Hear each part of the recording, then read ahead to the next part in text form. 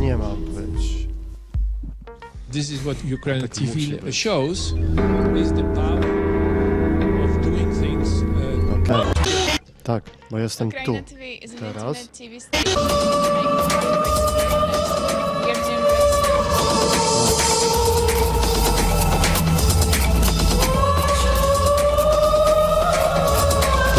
Test. Check. Here we are now. Check. Appeal number 77.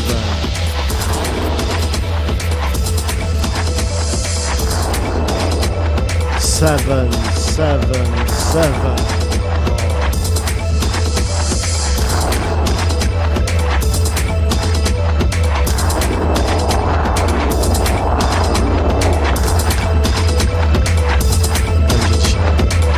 Może się strasznie boję, co tu się da.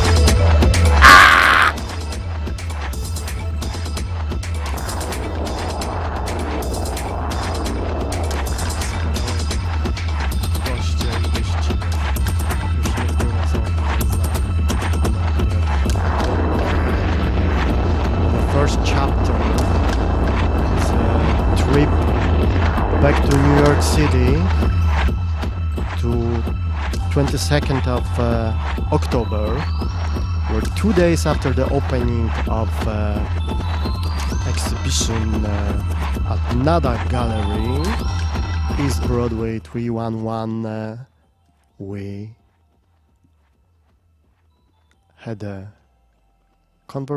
intercontinental conversation with Tommaso and Julia from Amsterdam, full of fuck-ups, and about those fuck-ups and about revisiting and commentary of that moment is the first chapter of tonight affair and kind of performance, kind of revisiting, kind of a commentary form, because finally the conversation was streamed to our pop-up studio channel, which is part of the pop-up studio infrastructure and the gallery and the exhibition, and it was never published here as a part of the FU, so it's good to be back with them because the content directly from Tommaso and Julia is worth to bring also to our main archive and daily discussions about hybrid togetherness finally, but this is also kind of a challenge I gave to myself, and move it from week to week, asking myself maybe this moment is better or maybe the another one, because I'm a little bit afraid about playing with time, but today 777 will support us with production of new backups. So give up. Let's go. I'm waiting for myself and for Tommaso and Julia from the past.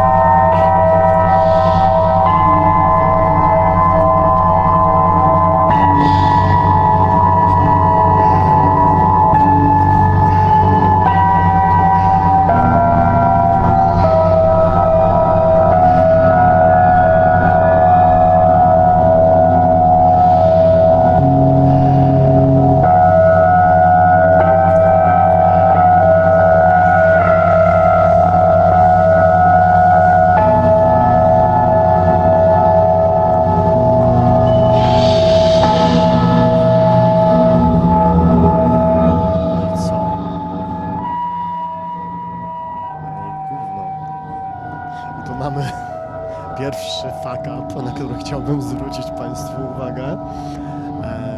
Przester nam się wdarł w uszy i przepraszamy tych i te, które teraz tego słuchają. To jest oczywiście Sophie and Satina de Compost z naszego wspaniałego efiru z On Sound Festiwalu.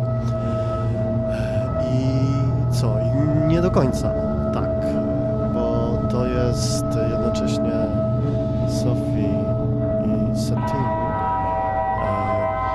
z naszego archiwum, które jest częścią playlisty Stream Art Archive w pop-up studio wystawy State of Emergency w NATV Gallery w Nowym Jorku, która trwa do 10 grudnia i jest otwierana w każdy czwartek, piątek, sobotę, niedzielę, a czasem jeszcze w inne dni na jakieś takie specjalne oprowadzania albo eventy towarzyszące wystawie. I to, co dzisiaj robimy, to jest, lecimy do 22 listopada. Nie, października. UKRAiNATV is an internet TV station which make hybrid togetherness. We are doing research, innovations in the intersection between art, media and science. Czekaj, bo jestem w radiu i radio zaraz będzie telewizją.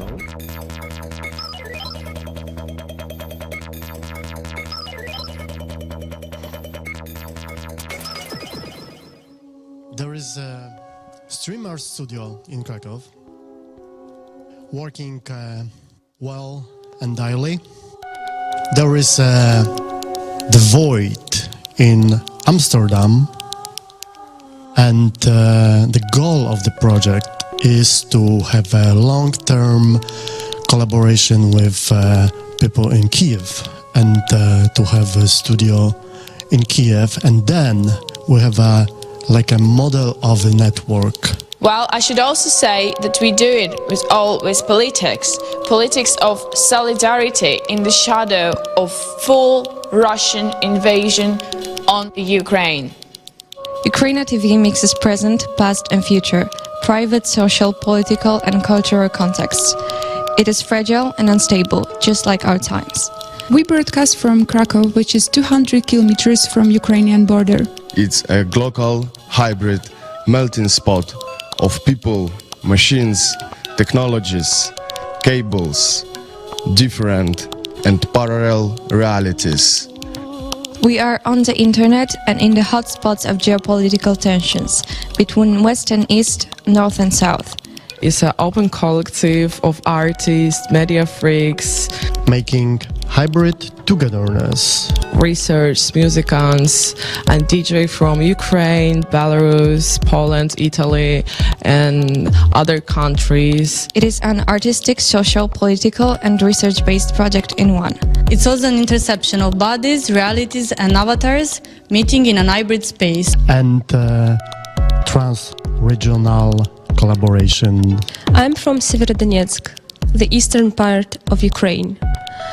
My hometown is occupied and almost destroyed. Many people like me have lost their home. And there is also an issue in our society that we have a lot of anger. We aim to build a robust, enduring network that will remain a beacon of hope, inclusivity and creativity long after the conflict has ended.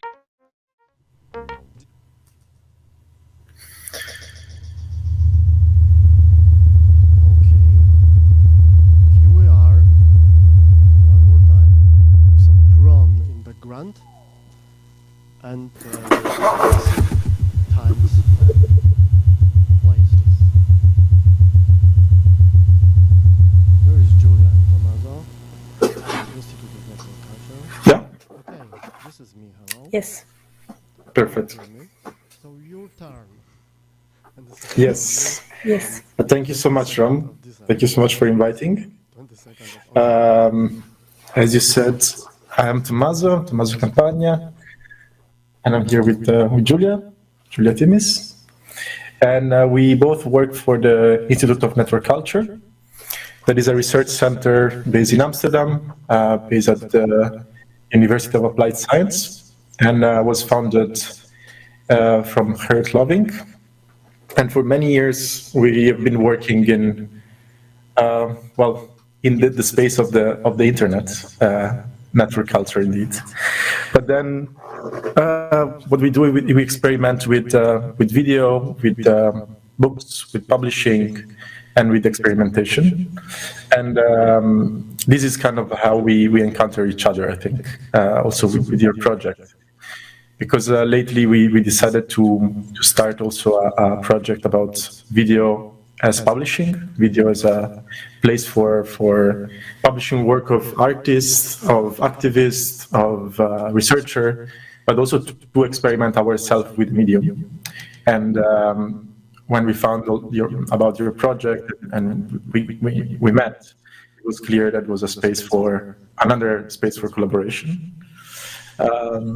Maybe it makes sense that I quickly explain a bit better what is the Void about. The Void is the project for which the Institute of Network Culture tried to look at video publishing, and we started in 2021 as a form of video podcast, video like pre-recorded video publishing, in which we invited researcher, musician, artists and in the space inside the university, and together with them we created content.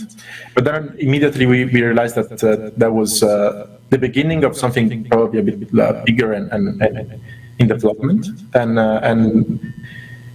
quickly became something a bit different, in which we do not only invite people, but we kind of open the space for people to apply to people to create collaboration, not only in the space of the university, but online and with more global way. And also the medium, the kind of the form and the technology change as well. And we arrive into live. That's also another point of contact between the two of us.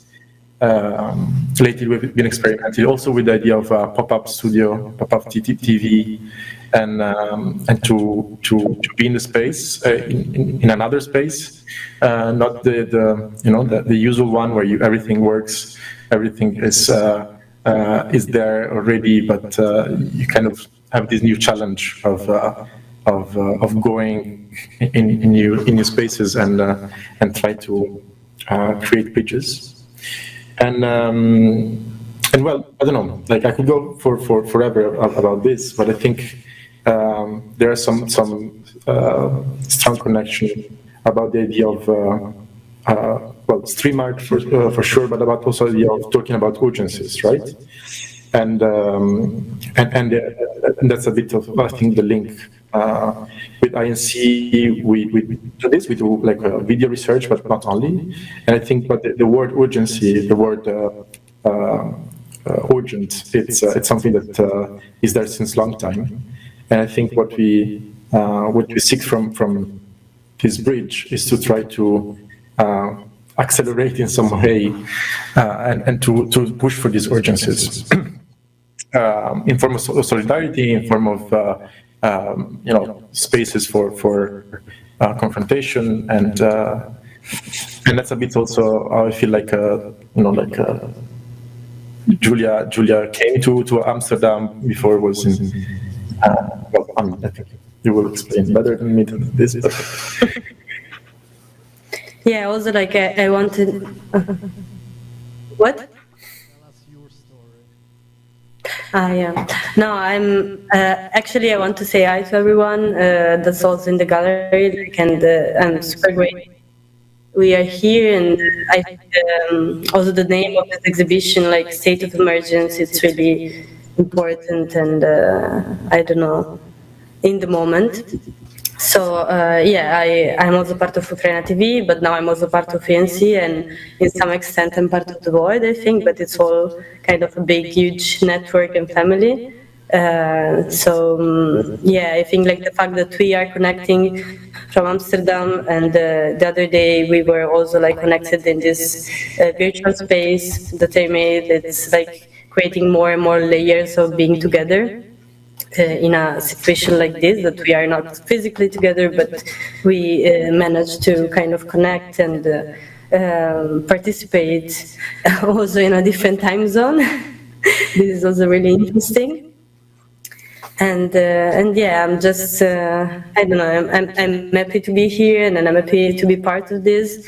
And I think this is the main goal that we are trying to I don't know, extend and make it also work on a very personal level, like the fact that Roman and Ksenia were in Kiev like just a couple of weeks ago to create the first bridge with carbon, you know. That's also very, very important, and it was a big success. And now you're there, so yeah. And our friends in Krakow, I saw them before in the other room. Yeah, and this is a good moment to recognize why we are back there, because my sound from studio in New York is mute in most parts of this conversation, and this is the experiment with reconstruction of the talk and the mix of past and present. Chair you can see now in front in one of layer is the empty chair, and this is like yes. From our empty studio now. Yeah, the chair is not empty anymore. It's here, it's the same one, but in another time. And there is the break for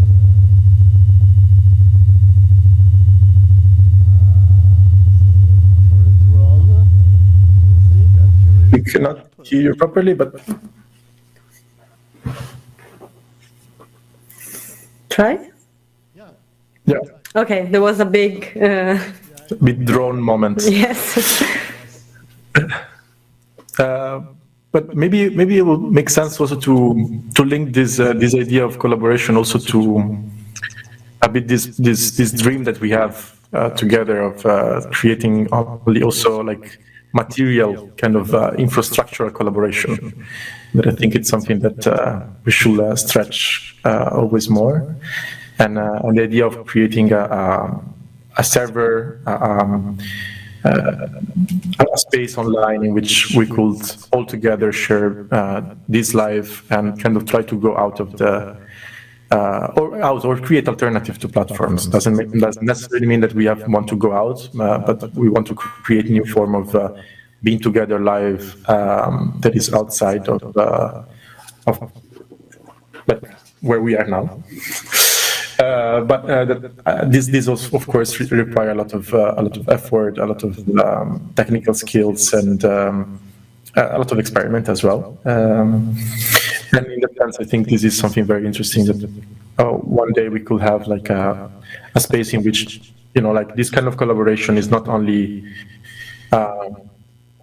created through like, you know, meeting and creating togetherness, but also having a space in which people can arrive from outside, and then from the online space create a collaboration. So in that sense,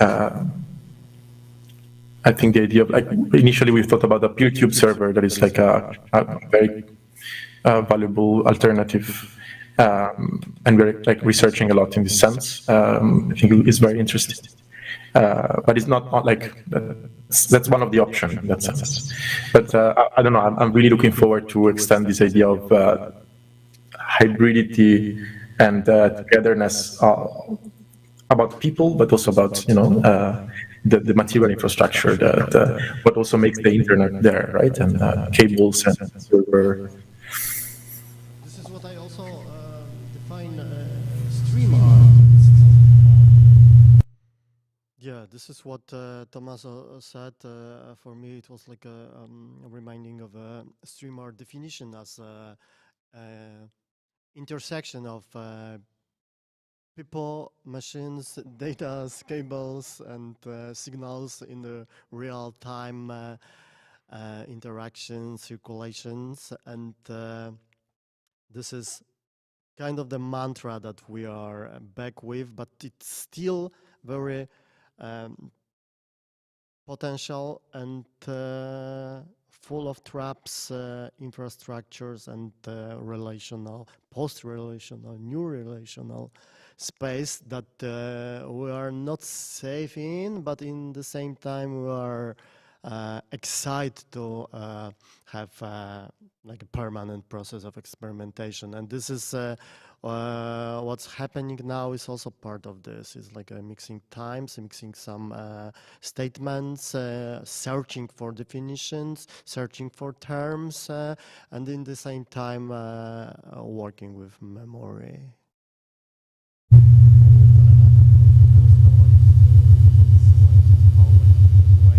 Yeah, and also this idea that you know, it's all out there. Like it's not like I saw the settings you have there in the gallery, and people can see the cables, can see the console, right? And it's not back in a room, a control room somewhere, but it's part of the stage. It's part of the event itself, and that's a bit also what we want to do as well, like to kind of remove this barrier between the technical part and the performative part, because they are connected.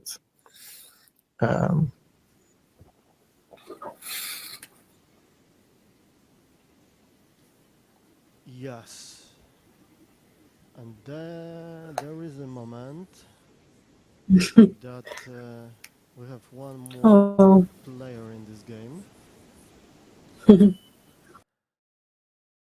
There is Katinka Tabakaru joining us slowly, I think. We have a very low sound from you, Tom. Yes, I know. No, but no, it's okay? No, yes, it's not okay, but I hope they will be fine now. And Katinka join us asking a question about goals, about aims of our activities, about what is really important for each of us in this process. I was talking about this kind of magic in one way, in other hand still like kind of a set of challenge of being together in a hybrid way on some... Can I add? Yeah, and then, okay, so because... yeah, wait, Julia, please. And then maybe I did some repetition from introduction of this, and it was like a moment of interruption from Julia, and Julia is now waiting to say, and I'm looking for the label for Julia, and so let's have Julia from... Yeah, you're asking about kind of going over the top and like what's the aim, and for what I kind of understood during this year, as Roman said, that for me the main goal is to create the human connection, you know, so to be on site. But because being on site it's not always possible, especially like for the situation that it all began, so the war in Ukraine, it wasn't possible to be physically there, but we wanted to provide like a stage for them to still like express themselves and create also this kind of to cut the distance. And we quickly like learned also during COVID time that this kind of connection can't replace the human like physical being together, but it's a way to slowly go in that direction. So finally, like some weeks ago, Roma and Ksenia went to Kiev also because of this. Like this was a kind of very long trajectory that made this possible, because then we started collecting like people like working with us and collecting all the money and applying to funds and stuff. And slowly this kind of the dream became true. So this for me is a perfect example. Also the fact that Rom is there in New York now, it's also kind of a slowly kind of making this bridge more powerful, and at some point like the fact that he is there, it makes it different also for you to be there in that place in a physical way. So that's my interpretation of the main goal is to be all together, but it's not possible like to be all together at the same time. So this is kind of not replacing it, but trying to do in a also better way, because we made the stage, you made the stage, and this is the effort we put in this.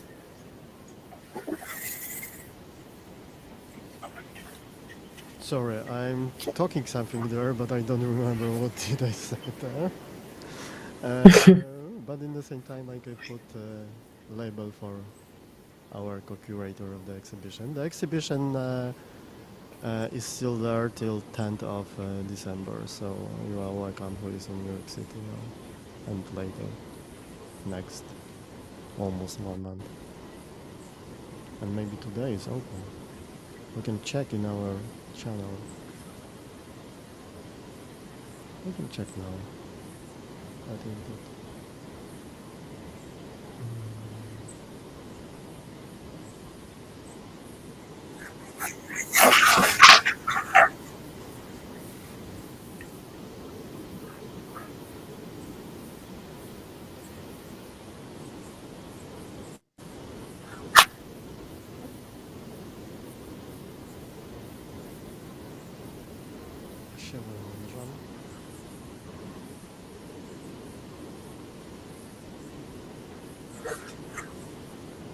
no media.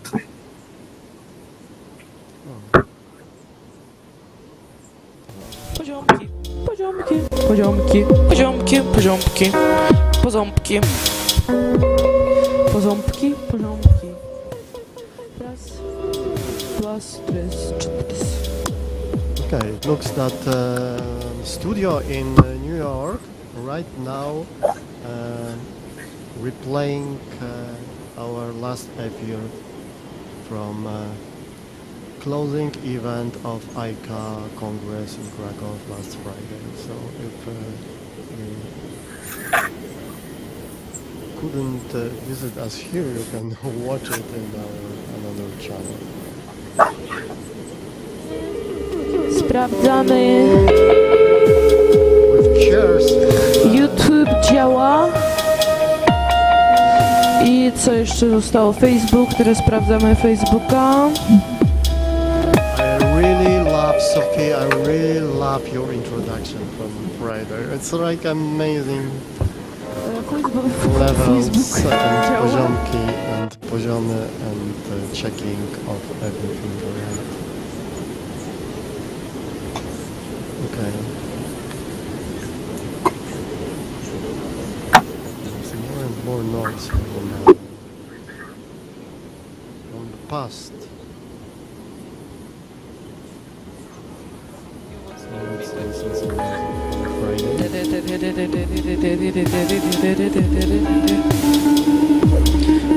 Dźwięk jest.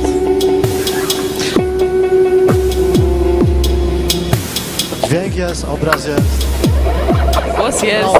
Obraz jest. Jest. I my jesteśmy. I'm here. Here we are now. Good morning, everybody. Thank you for your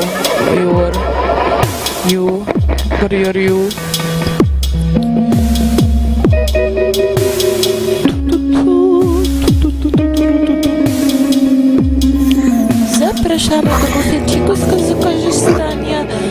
Zapraszamy skorzystać winko, chlebek, sałatkę. Wszystko stoi przy stoliku, można sobie nałożyć. Can I add something about this idea of like this question of how many people, because this is a question that we are also asking a lot to ourselves, and somehow like the harsh question answer like on our side when we do the live on Void, it's we don't really care on how many people are there, in the sense of like, because what Julia was saying, like I think that the idea is that you create a stage for staying together in the space, and then the online it comes somehow after, even though probably I'm changing my mind on this idea, but then now there are 5 people there, and these 5 people are adding to the people that are there in the gallery, and they have a different experience, definitely, but then it's still something that can connect the people in the gallery and the people online. But at the same time, I just have the feeling that this is like part of kind of a bigger process, because like what we are doing now is not only a live event, but it somehow is also archiving the event itself. So this video is going to be uploaded afterwards, and people can see it afterwards as well. And instead of taking sometimes when you do an event, you have like cameras, you record the event and then some edit and then upload it online. And what is happening at the moment is kind of also a collaborative process in which like we do editing at the same moment in which the event is happening, and at the same moment also the video is uploaded online, and kind of bring all these things together. I don't know, this is like, I think is also a very important aspect of what is happening. Exactly. Yeah.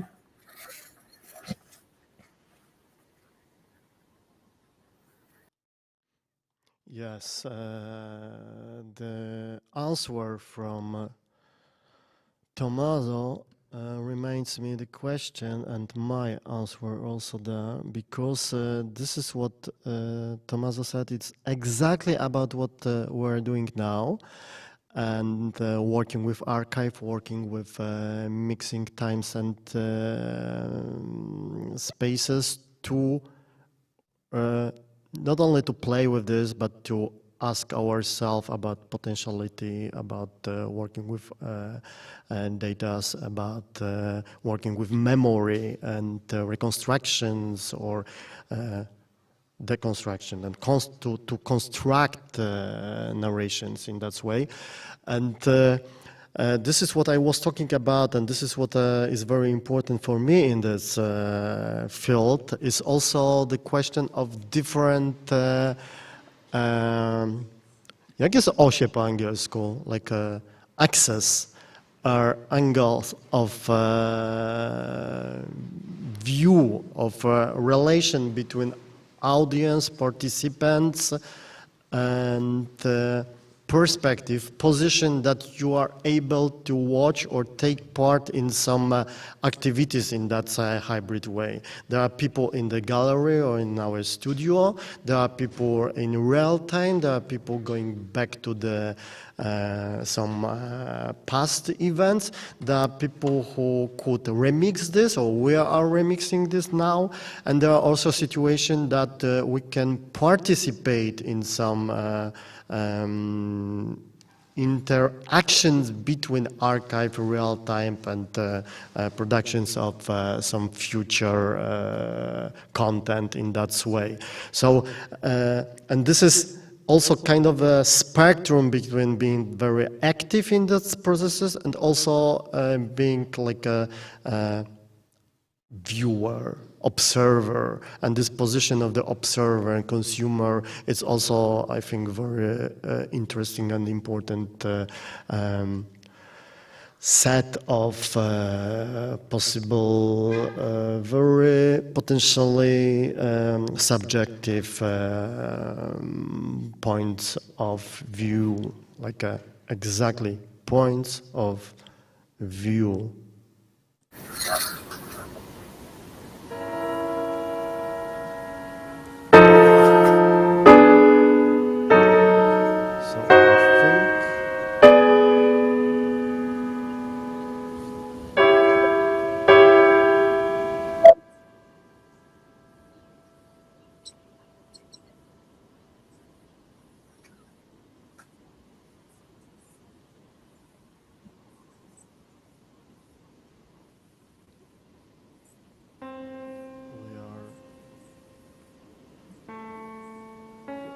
With this question, there was also some issues about statistics, about measurement of the audience. Is this kind of a hybrid experimental project, and this is like a permanent question of visibility and kind of the competition-based system of platform internet that we are very small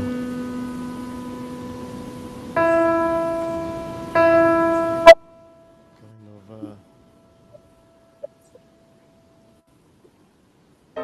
invisible avant-garde.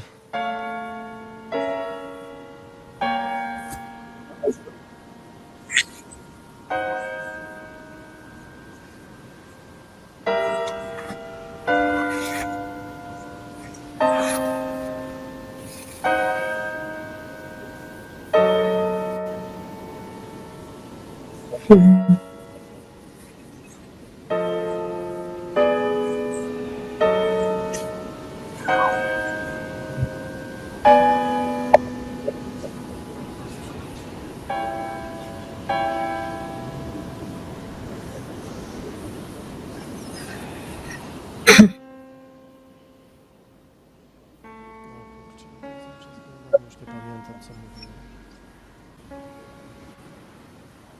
Może sobie zabiorę głos. Myślę, że można by było jeszcze kontynuować ten proces rekonstrukcji w taki sposób, żeby zapytać poszczególne osoby, które brały w tym udział, co z tego pamiętają, spisać to i napisać taki dramat, wykład i odegrać go jeszcze raz bardziej precyzyjnie. Korzystając też z tego teraz, co powstaje w czasie rzeczywistym, w nawiązaniu do tego, co nie było w czasie rzeczywistym. Co było w czasie No, but can I add?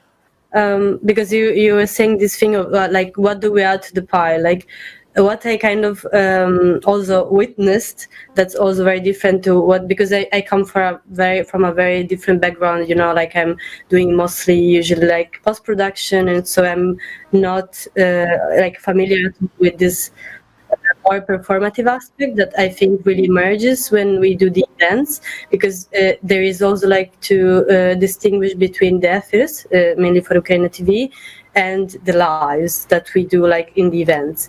There is always kind of a schedule, but what Rom is talking about is kind of, you know, being in the studio and doing something. There is always a rehearsal, and the studio in Krakow is also kind of a home for us. So it's not just about like doing the show and, you know, being viewed by people online and they are like happy because we are giving them kind of a content for them to be entertained, but the exact fact that we now online are talking and also like making this kind of questions is part of the work. So it's not that we are just trying to do something nice and cute to see, but also to talk about what's important for us. And it's also like I'm trying to be more relaxed about this, because at first I was always like, oh, what should I kind of, you know, do, because I feel that I need to be on the stand, and it's like kind of a spotlight, also because the configuration of the studio is kind of a set, so you feel like in a television set. But then the atmosphere that there is inside, it's kind of trying to make people comfortable. Like we participated at a Remix festival at Sound and Vision here in the Netherlands, and we created a pop-up studio, and it was like the main goal was also to make it accessible for the people on the stage, like you now, or like you're listening, but the people kind of felt dragged inside scene, because we put some pillows and created like a cozy atmosphere, and also this kind of openness of the studio itself. I think it's part of the mission to create. This is, in my opinion, what it's added, this really like performative and spontaneous vibe that I don't think it's to give for granted or like less important than having a nice playlist of good archive. Like this is my how I live it. Should not be taken for granted. And although the hashtag Hopecore sounds sort of tongue-in-cheek-ish, I think there is something in it that connects to this line of thinking. And yeah, if there are no many questions like from the public, thank you actually for asking. Thank you. Thank you, Julia from the past, and thank you, Tommaso, and thank you, Rom, and thank you, Katinka. And now, this is what I forgot to put to the schedule today, because the last chapter of this conversation, there was the presentation of Void TV trailer. And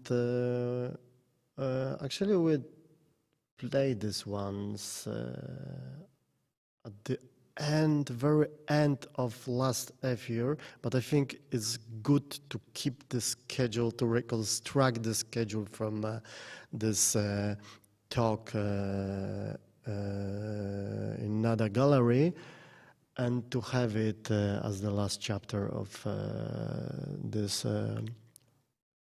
performance. I think it is like a, maybe I will put my name also here.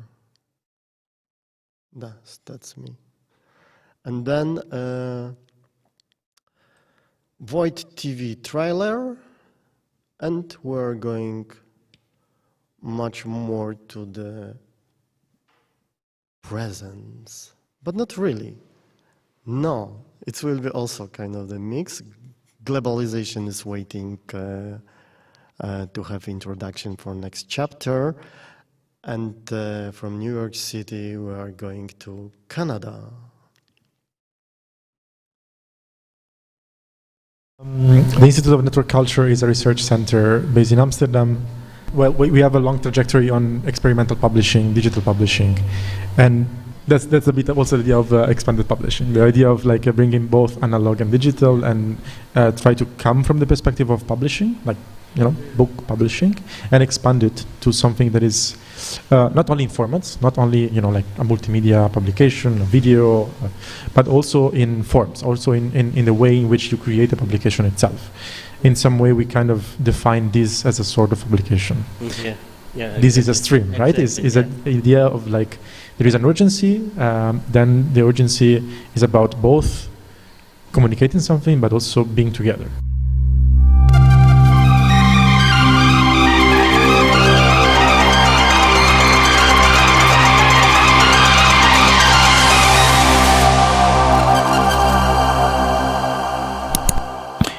The Void is a practice-based research project concerned with unexplored affordances of online video, podcast, live stream, or any other hybrid media form. More specifically, we look at the practices and tactics that touch from data extractive distribution models. Whether academic blog posts, video essay, or digital artwork are concerned, in the black box of most video sharing platforms, users are given little to no insight as how the content they are consuming came to be and the resources being used. Nevertheless, platforms create accessibility by providing the space in which collaborative practice occurs. Yet, platforms favor a specific approach to video making which is clean, manufactured, and advertisement friendly.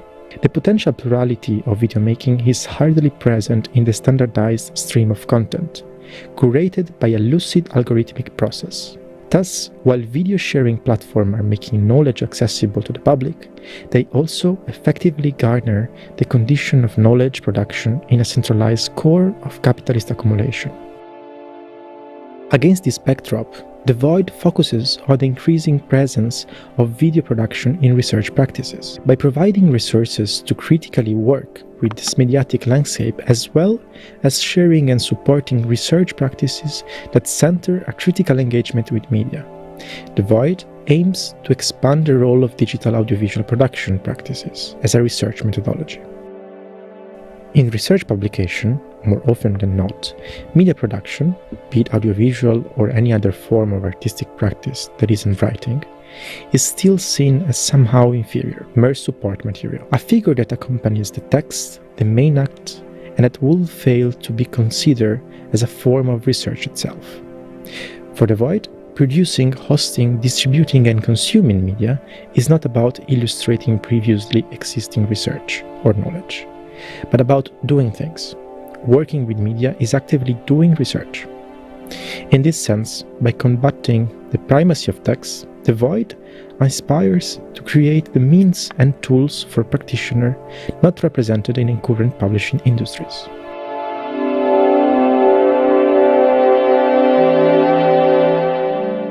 During the past year, the Void developed experimental methods for open source audiovisual production, hosting, and publishing, focusing on how to quickly and sustainably design, record, edit, and publish video for research purposes. These methods are composed of several multimedia publications documenting and sharing internal practices.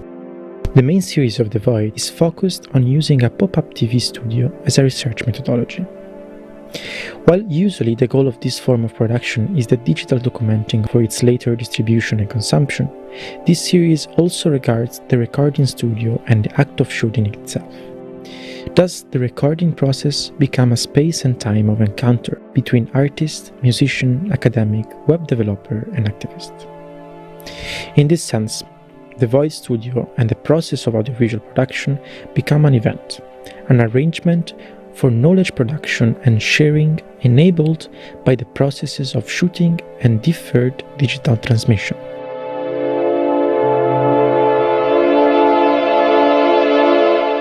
In the future, the Void aspires to be a project that is not only internal to the Institute of Network Cultural Research, but also and foremost open to external collaboration with independent artists, researchers, and collectives around the world, either virtually or physically.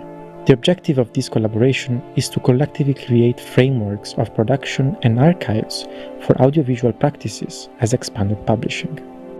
In order to achieve this goal, the Void is now planning to open a PeerTube instance in its own server. The question of digital archiving brings up the material question of hosting. Audiovisual content has a substantial data and environmental footprint. For this reason, through the adoption of PeerTube, the Void doesn't regard itself as a content creator on YouTube alternative, but as a collective practice of doing otherwise with audiovisual media.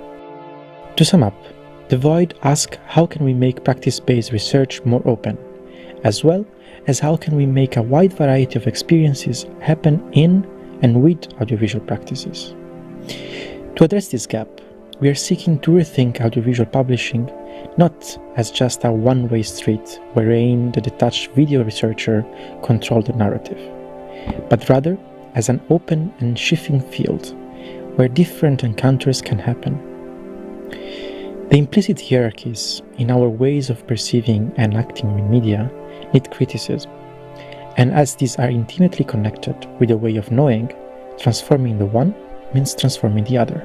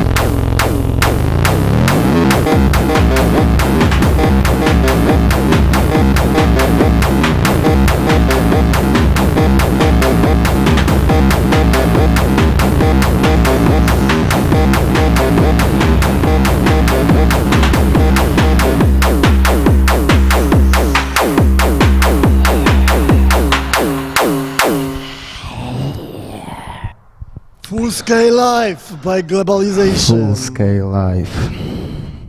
Yeah. Thank you, and I want to invite you to visit our talk with Prithpat, our friend who is currently in Canada. He escaped some time ago. I even don't remember when it was because it was so spontaneously. Yeah, so now he's telling some stories from his everyday life, and also there is his track which he wrote with his friend, like a friend from Kherson, with whom he was starting his like underground rap and different crazy stuff. Hi Gleb, How are you? Hey, Rom. I try to find the track. You want me to play this in the background, but maybe we can play this after the conversation, yeah? So like that. we will listen it a little bit later after the talk. So welcome. Привет.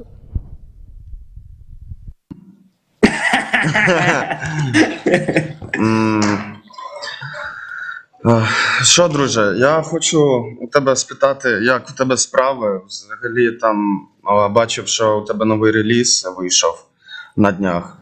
А я його сьогодні послухав в ванні, поки лежав. Буде виходити. Так? І виходити.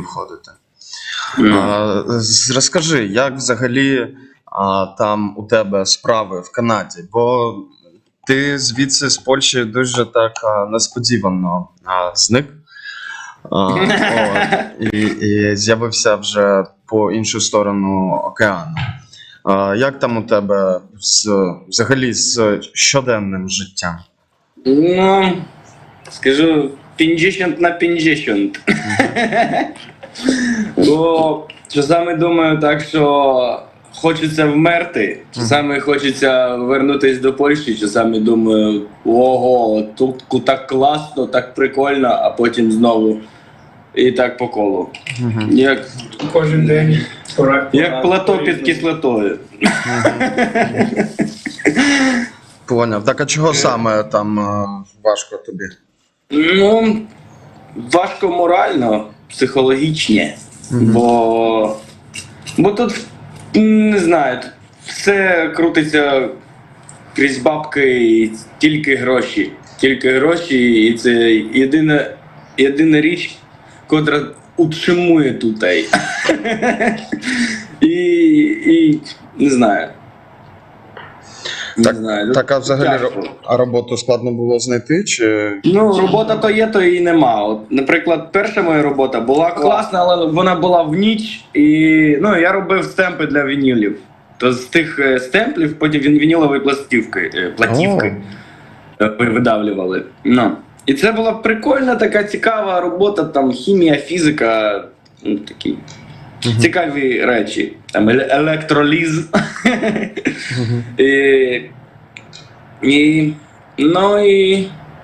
І що? Але це була робота в ніч, по 12 годин. Один тиждень ти працюєш 3 дні, другий тиждень ти працюєш 4 дні. І так, ти знаєш, так від 7 години ввечері до 7 ранку. Ну і спокійна праця, але платили, 1300 канадських доларів за 2 тижні. Це для Торонто підійми, як кажуть. Ну і таке. Знаєш, коли в ніч працювати це фігня. Я зрозумів, що це ненормально. Це спокійно, але це ненормально, бо не висипаєшся, ніфіга не бачиш. Маєш там 3 вихідних, ти виспався, збив графік, потім знову на працю, потім знову збив графік, і це не окей. І я змінив працю, пішов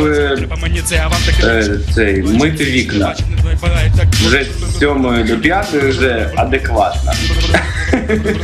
Але платили ті самі гроші, і це вже фігня, це теж ненормально. Для Торонто це в натурі не гроші. Коли ти працюєш і маєш на вихлопі то саме, що і на пособі, це фіг його знає. Це який смисл працювати тоді. Можна так само там на $500 менше отримувати, але сидіти і займатися своїми речами. Тим паче, що я хотів податися на work permit, на permanent residence, думав вже, так знаєш, наперед думав. Але зараз так сижу і думаю, та нахер мені всралась ця Канада, що тут нема чого робити, це не США, це фіг його знає. Це не USA. В USA класно, я був в Нью-Йорку так, пробіжкою 4 години по Таймс-скверу погуляв. Але мені теж не сподобалось, бо це не як в фільмах. В фільмах все чисто і прикольно. Навіть як грязно, то ти не чуєш того запаху, ти не слышиш тих генераторів з чорношкірими хлопцями, котрі продають холодні корм-доги за $20 для таких лохів, як я. Хер його знає, мені не сподобалось. Ну, агресивна така середа. І тільки виходиш з метро, на тебе одразу і кракетка якась на героїні. Давай я тобі допоможу з вавками на обличчі. І таксисти за руки хапають, як знаєш, як в Києві чи в Одесі. Давай, ти їдеш куди? Сідай. Давайте ще двох влізать. Ну, то я приїхав в Торонто, хочеш обрадуватися. Знаєте, як з Берліна в Щецин. Повернутися, о, тут хоча б чисто. Чисто і без бомжів. Ну теж є такі там, що ходять з шприцами, можуть зайти там в Макдональдс, ти сидиш, хаваєш, а він підходить до тебе зі шприцом в руці і там і хер знає, що він зробить. Бо тут така ситуація взагалі, і така трохи неадекватна з цими rules, вже забуваю слова.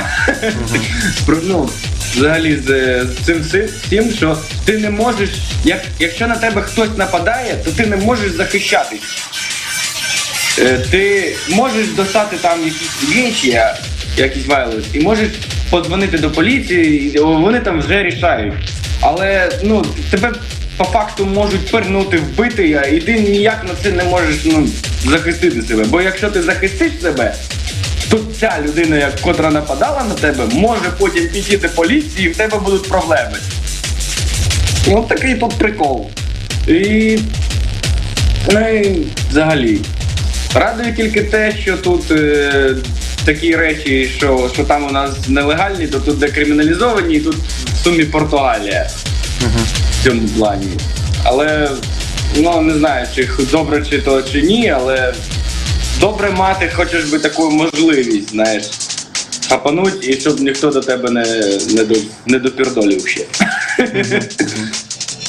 Ну, так, бо, знаєш, от наш вже спільний, як з'ясувалось, знайомий повернувся звідти, Брайс Ларкін. Ну, я розумію, чому я теж так думаю, може мені теж. Шкода грошей, блін, хочеться хоча б гроші, ті, що вклав в це, відбити і потім повернутися, знаєш, так на спокійних щах. Хоча б в нуль, щоб не в мінус, бо якось печально. Я завжди маю вибір і завжди роблю не той вибір, що треба. Бо мав вибір, знаєш, переїхати до Кракова чи поїхати до Канади. Ну, хотілося спробувати. Ну, так правду кажу, honestly. Ні, ну так хоча, знаєш, інгліш хоч чуть-чуть підтягнув, бо я тоді взагалі не міг. Не міг, бо ну, ні з ким нормально не розмовляв. Тут хоч чуть-чуть трохи так підтягнув, але все ще на рівні так, по справі. По справі або га-га. Не більше. Так що з ким поспілкуватись нормально там, ну, на 15 хвилин максимум.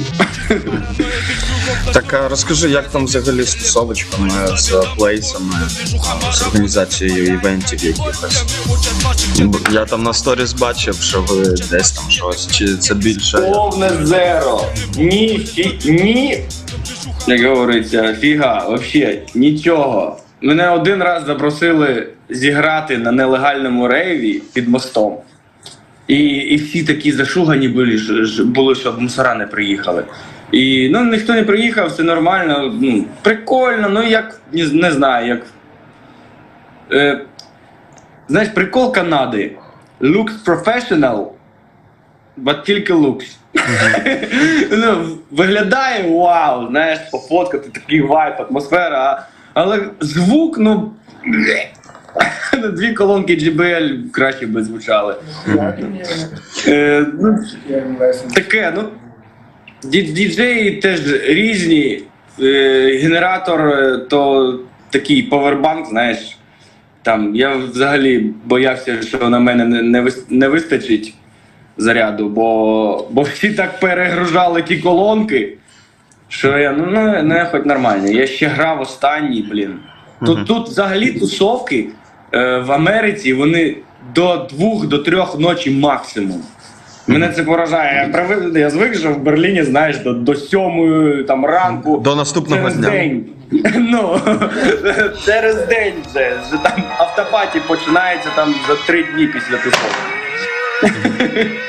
А тут взагалі немає культури тусуватись. Тут є культура торчать, але немає культури торчать красиво.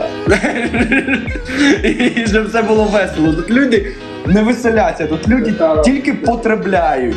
Люди потребляють, але не насолоджуються тим потреблінням. І це мене дивує, ну і я розумію тепер, бо тут всього вдоволь, всього отак, але ти все одно нещасливий. Бо знаєш, по-перше, нема з ким це щастя розділити, бо всі вічно зайняті, ні у кого немає нормального часу. У кого є час, у того нічого немає. Ну і так, ти вибираєш, або ти не маєш часу, або ти нічого не маєш. І отак. Поняв. Так, а як там твій прогрес взагалі з музичкою? Що? Я ж роботу не розповів до кінця. Ми в ті вікна. Ну і впав з даху. Ти? Впав з козирька, так. Впав з козирька, зробив вигляд, ніби повредив ногу. Ніби, знаєш, ой, болить, бо так не хотілося працювати, так хотілося хоча б, знаєш, один день вольний, і щоб за нього заплатили, хоч раз, будь ласка, я ж працював довго, хоч раз, як в старій добрій Польщі, щоб там, не знаю, там больничний якийсь, хоч щось, щоб посидіти вдома і щоб платили. Ніфіга, мене одразу отак от звільнили, отак. Реально? І тільки сказав, що я що в мене болить нога, можна якось день вольний, щоб заплатили? І сказали, окей, я вас зрозумів. І все, нема роботи, не приходь. Отак, то так. Тут так, не хочеш працювати? Все. Не працюєш? Тіряйся. Ну так. Халяви нема, халява тільки від держави. Подавай, аплікуйся в інтернеті і чекай місяць, поки вони щось кажуть. І що? Посидів так тиждень здивований, щоб не матюкатись. І знайшов працю на будові. І я ніколи на будові не працював. Я знав, що це жесть, і мені туди не можна просто. Мені не можна, мене це зламає. І що ти думаєш? Я офігів, бо там платять добре, дуже добре платять. Бо мені платили $31 на годину. Це в сумі виходить 20 чистими, але я й платив всі taxes, всю фігню, все там, багато, знаєш, грошей ще для держави, що це, нормально, що я легально працював. Але робота, така жесть, ніби я допомагаю своєму дідові, і це кожен день по 10 годин. І так, що він кричить, давай, швидше, ти стоїш вже, не можеш, ти вже фізично не вивозиш тою лопатою, ті камюшки різні, дужі, малі, вони всі в землі, і ти мусиш їх цією лопатою, вона відскакує, все болить, і жесть. І то жарко, то холодно. Це пекло, це посольство пекла. Жесть. І до тебе, добре, якщо б я не розумів хоч цієї англійської, а так я зрозумів, що він мені fucking idiot. І там якісь такі неприємні речі ще, знаєш, говорять. І ти це все робиш. І така депресуха, я не знаю, це було печально. Навіть ні з ким не погигикать, бо з форманом 1 на 1. Жесть. Коротше, працював, але добрі гроші. Коли отримуєш чек, в четвер, а там $1000, 1200, і розумієш, що ти це за 2 тижні заробляв, а тепер ти заробляєш так за тиждень, знаєш, і вже так, ну окей, можна і потерпіти. Але потім йдеш на роботу і думаєш, коли це закінчиться. Ну, коротше, що, попрацював, так ось закінчився сезон першого, чи не першого, третього, ну, 3 листопада закінчився сезон, Форман говорить, that's it, buddy. А хоча б, знаєш, якось до того попередив би мене, я би хоча б якось налаштувався на це, почав би щось шукати або десь аплікуватись. Ну і він мені так сказав, я вже і купив собі інструмент. Дивись, тут можна камеру змінити? Можна. Там цей, коротше, шестигранник. Ага. І в ньому там, мені здається, можна, власне. Дивись, інструменту понакупляв, всякої фігні, там $70 молоток. От нахер мені молоток за $70, бо купи добрий. Мусиш мати пауч, нахер мені цей пауч. Ну, накупив херні в натурі на деньги, потратив гроші, і тепер воно у мене лежить, бо, бля. Так? Як змінити? А ти покажи вулицю ще, що там. От такий від у нас тут. Big city life, me try forget, bye. Так, а ти що, за свої гроші мав купляти інструменти, типу? Ну так, бля, а як змінити? Там ще раз нажимай, там просто... О! Там воно, коротше, просто змінює по різним камерам ще, поняв? У тебе ж там айфон, мабуть, з 3 камерами. Так. Блін, жорстко, коротше, що там... Там просто інша культура, власне. Так, культура тут... І розуміння праці. Не те, що культура праці і розуміння праці. Тут просто, знаєш, всі in rush.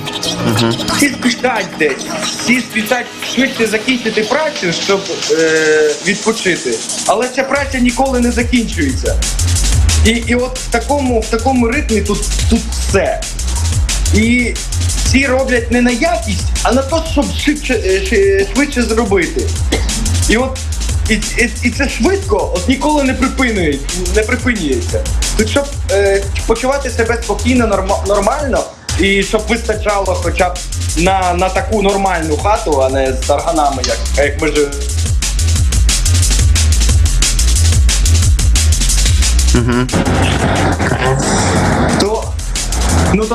То треба так робити, як я робив на цій будові. То треба щось пекло. Щось пекло. Взагалі, орендувати тут хату, то треба, не знаю, стільки документів, стільки всього треба, бо ніхто не хоче собі брати нікого на хату. Ніхто не хоче орендувати, наприклад, якщо ти не маєш роботи, то не маєш кредитної історії доброї, або там, якогось підтвердження, що в тебе будуть гроші, щоб платити за цю хату. Навіть якщо ти маєш ці гроші, навіть якщо у тебе там 10 тисяч на рахунку, тобі все одно не здадуть хату, якщо ти не маєш праці.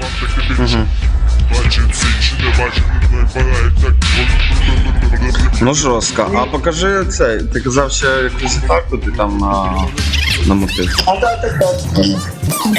Так. Ось так у мене тут. От я за $200 купив 2 термтейбли. І от такий дуже галімий міксер. Ти б знав, як я скучив за своїм коргем.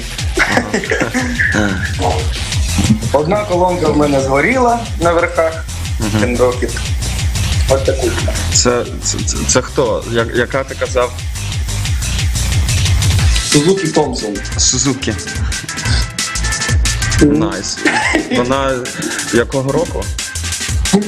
79-го. Але звучить як новий Фендер. Класно.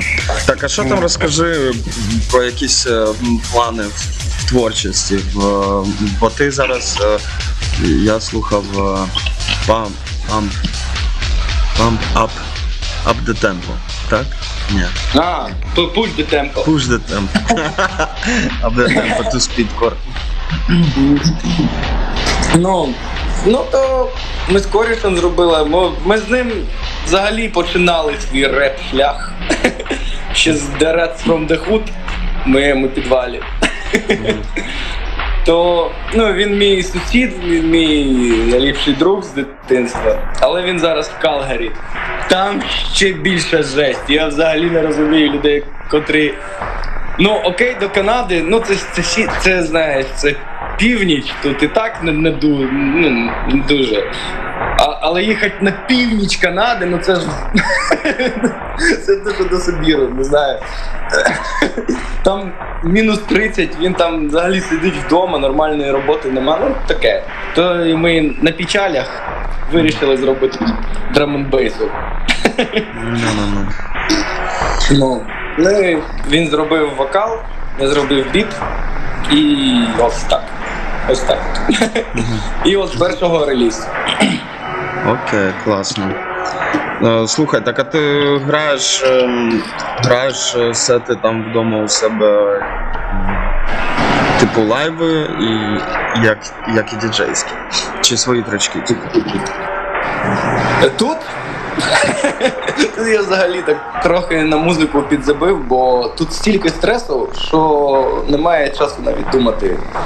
Немає часу відволіктись, навіть, знаєш, щоб від цього стресу відволіктись в музику, це треба налаштувати свій мозок на це, але тут тяжко налаштувати свій мозок на музику, якщо по правді. В Польщі було спокійніше, повім так.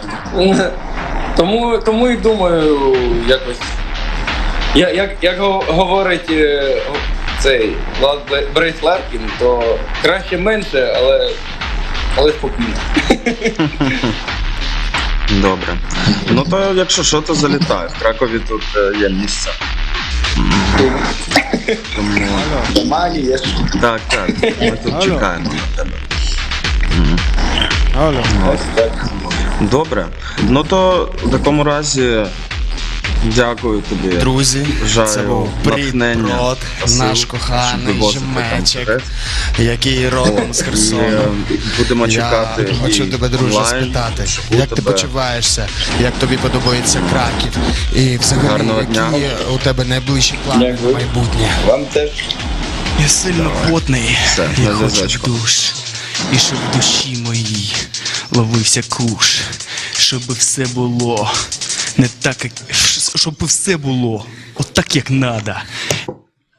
І бажаємо усім нам і усім вам, щоб все було так, як надо, так, як Прот, власне, це нам передбачував.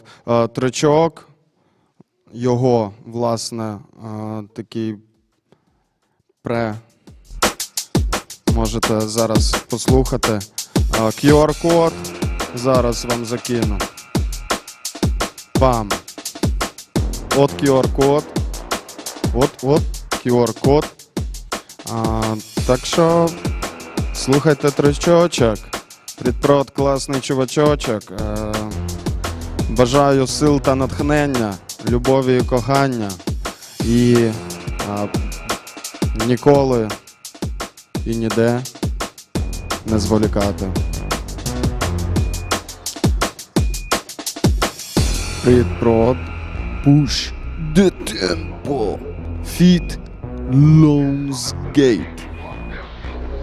Так що заходьте, зацінюйте. Check this out. Love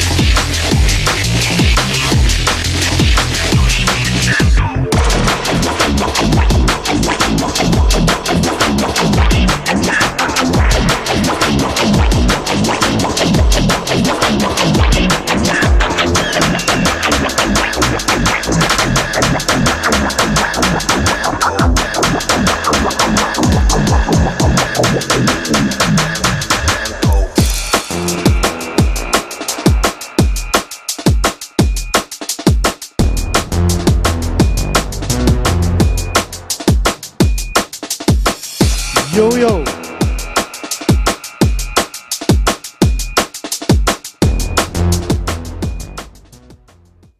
Here we are back, and which language you prefer? English. Okay. So Kinga Burek is now live, really live, physically in our studio. I'm very happy because it's your second visit in UKRAiNATV, but first time it was in a virtual way, and it was very touching here with flip-flops and the story of a young boy who escaped from Belarus with just with like almost nothing, and then your painting relate to this, like iconography of violence, iconography of your personal stories. And now we are behind your amazing, monumental paintings that we bring here yesterday, and also had kind of the workshop with students about hybrid exhibition of traditional media, one could say like that. And then we have this half hanging, half lying down, and this mix of intuitions, powerless, weakness of media, or weakness of, I don't know, and gravitation. Things of gravitation, things of, there is like a pretext. There is the, and but it's your story. So first I would love to ask you about this painting and about, some, what is behind. Thanks, Joman, for invitation, for us invitation. You say it is my story, but not exactly mine, but it stay with my remember, I think, forever. Okay, it's long story. I'm starting to be understandable. Okay. In 2022,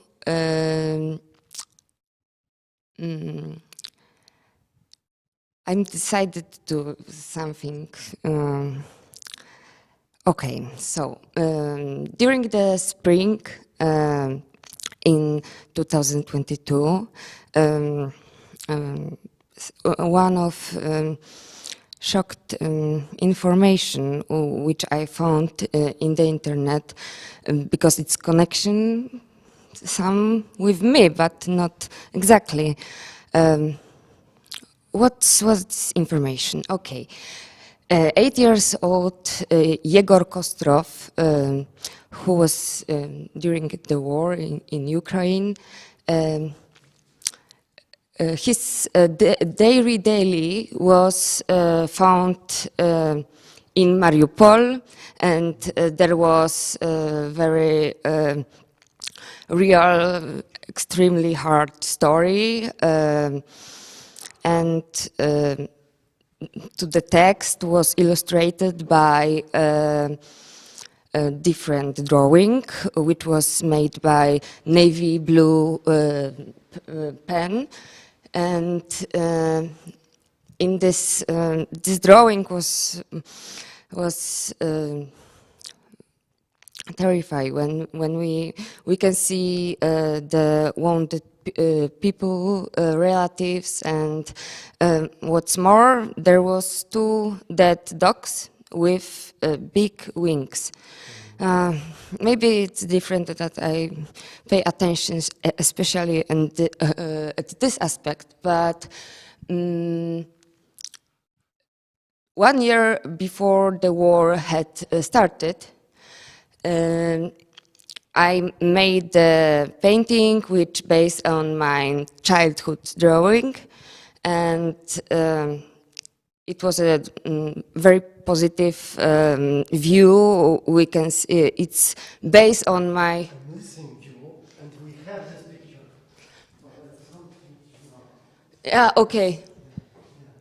Perfect. Yeah, maybe will be something more understandable when you see the picture too.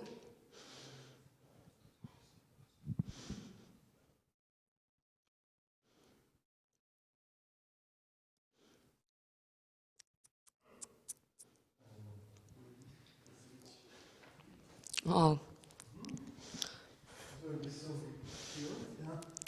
Yeah, so you can see, as you see, you can see four kitties fairies.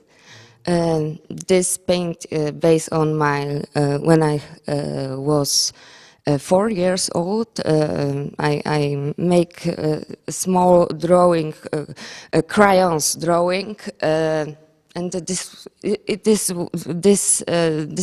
this view, when I found it, I say, oh no, I must do it. It was 2021, so the war doesn't started. And yeah, I made this paint. It was the exhibition in Warsaw, the collective exhibition, and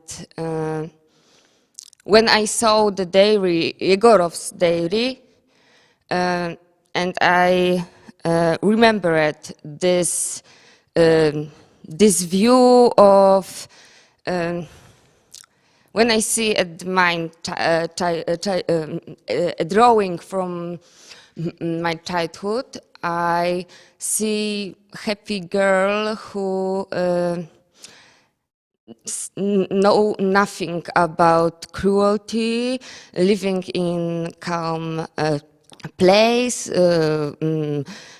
nice home, and when you see this surreal view, you're starting to thinking, oh, they are alive, they are don't live, they fairies, they who they are. Yeah, and 1 year later, you see the view, the picture with animals, and it is monochromatic. It's a navy blue pen drawing, and I started to be shocked, and I started to thinking, oh no, I must do something with it.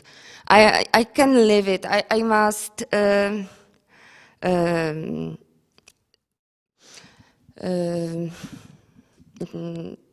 Upamiętnić, memorize this boy who his diary was founded, and I'm starting to consult with an Ukrainian artist. It was very important. Okay. Yeah. I would love to interrupt you because there is like a story, many, yeah, but not really. Yeah, it's like a testimony in a way about some process, about some combining very opposite elements, yeah, in the same time, and this wings, which is like a part of pop culture, which is part of mythology and religion, the iconography, very deep historical in a way, and it's like a universal element in the same time used in this very opposite way, and I think there's. We can discuss, yeah. We can have a conference about this, yeah. Wings in the culture, yeah. But it's too much, yeah, in a way. But in the same time, there is the question of like authorship, authoress. It's possible to say like that in English, and somebody who, in a way, reproduced that iconography, yeah, that's elements, and then kind of a moment that you recognize that you are, you have like a moral, ethic limit, barrier, and that you touch something maybe you are not supposed to touch, and this is very, very important moment. Why do you feel like that, and why Yeah, what is difficult in this dialogue, potential dialogue for you? Yeah, it was very problematic when I saw this daily. I know that I can live it, but I have a very big ethical problem, and I'm starting to asking my friends from Ukraine. One of them is artist too. She's from Odessa, and I'm starting to talking with her, and I'm asked another graphic designer from Ukraine too, because I really want to approve that because I don't wanna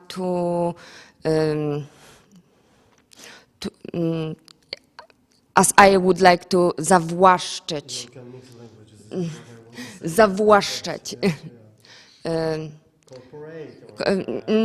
Colonize,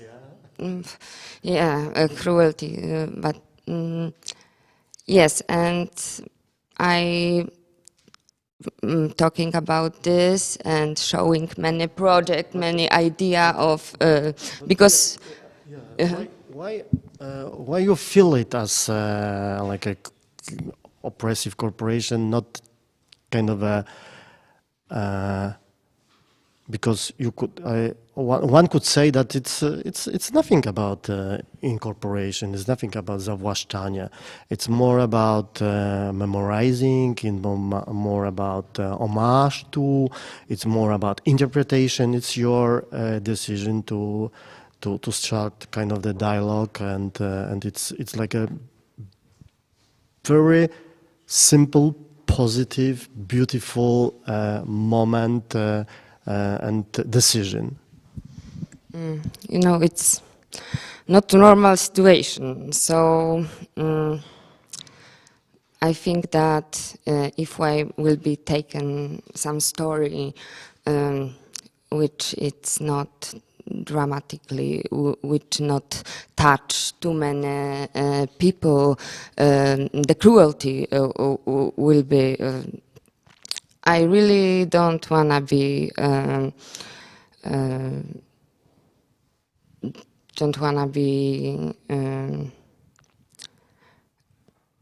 Nie chciałabym nikogo skrzywdzić, wiesz, że I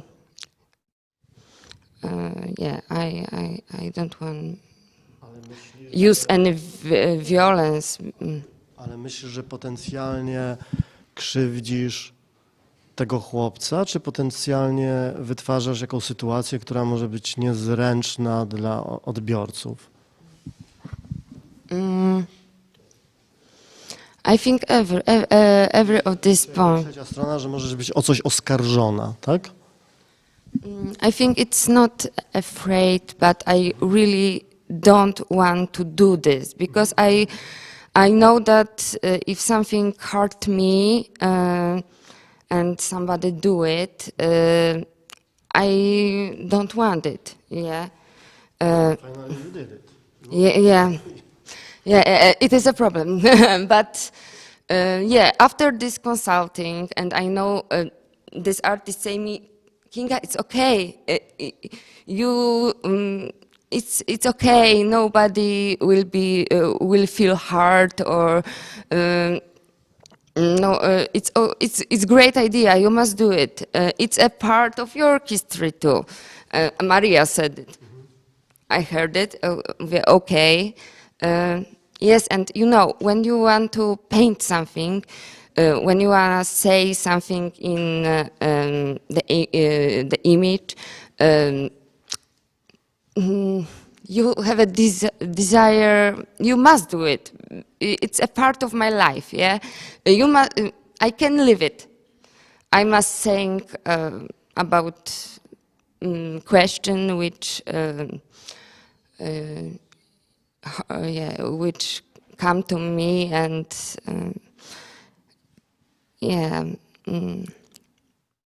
but the most important is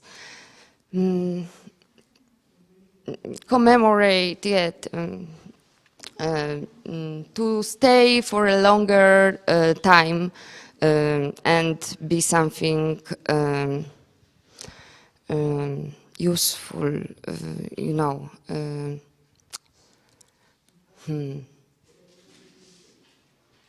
Żeby for this memory must stay for longer in us. To jest, myślę, że to jedno, ale też takie poczucie, że jakby twój gest ma jakieś albo symboliczne, albo rzeczywiście, albo symboliczne też jest rzeczywiste w jakimś sensie, albo symboliczne, albo takie performatywne znaczenie, jakieś, nie wiem, coś dające coś pozytywnego, coś, że to nie jest właśnie w tym wajbie zawłaszczania i użycia, tylko upamiętnienia i zbudowania jakiejś właśnie takiej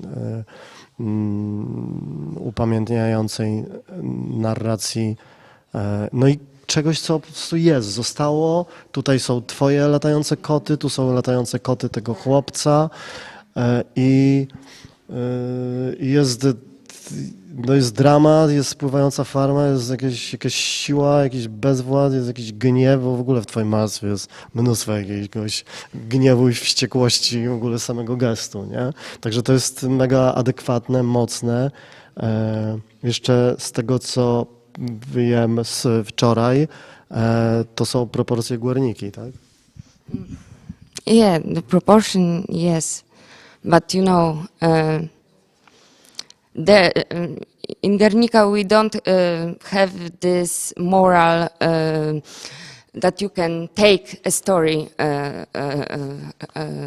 Yeah, it's this discourse not exist. Yeah, it is Spanish artwork. It is artwork made by Spanish. So yeah, in this was hard, and I starting to thinking. You say something about this gest sprawczości. I think that I try to answer me. It stay for me, and if sometimes I really want that some information come to me and stay for long.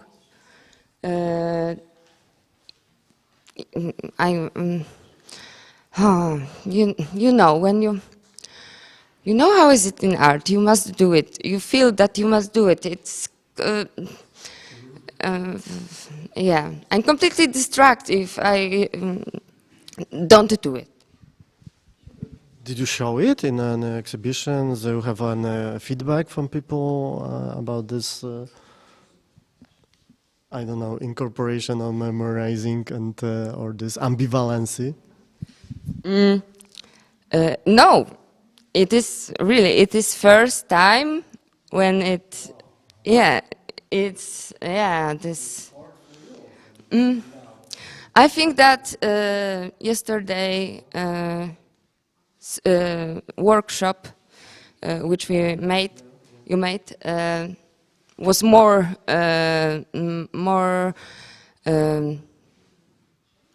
it was maybe something like shine or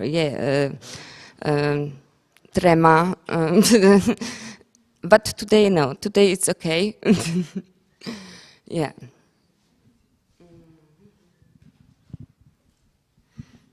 Okay. I'm not sure. I have more questions. I have maybe some, yeah, kind of the reflections about like a parallel story, which is about our project and visit in Kiev a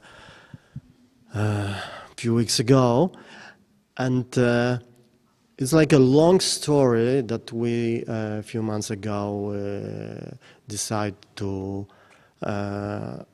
develop collaboration with people there that we already started before. There was some residencies of artists, a visit here, and then we're still in touch with Carbon Residency, Carbon Collective. It's a group of artists and producers, cultural producers. And then there was a moment, also a collaboration between Amsterdam here and then, and the decision, yeah, there is a possible to have some little fund to send there and to organize like a more like a long-term collaboration. And then we have the idea to have like a partnership studio there. And then we step by step we start to organize. So then there's a decision to go there, and also another big project with cinema Kiev and Krakow cinema there. It was vexation, 35 hours streaming and bridge and piano concert performance with it, and everything. It was like a something that's in one way for me. It was like a feeling that we propose something, we give some opportunities, we send some like kind of the support, but in other hand, and still I had something like in behind of my head feeling that, well, maybe there is something that we are going there to Kiev to into this collaboration. Also, that's kind of something maybe shameful, maybe something like a, okay, maybe it's like a colonizing. Yeah, this question, exactly, and that, and I ask here, of course, I ask in Amsterdam, I ask here around, and also I start to ask in Kiev finally people, and there was always, man, no, it's not like that. It's let's do something together. Let's be back. Let's have this collaboration because we need it. It's this isolation.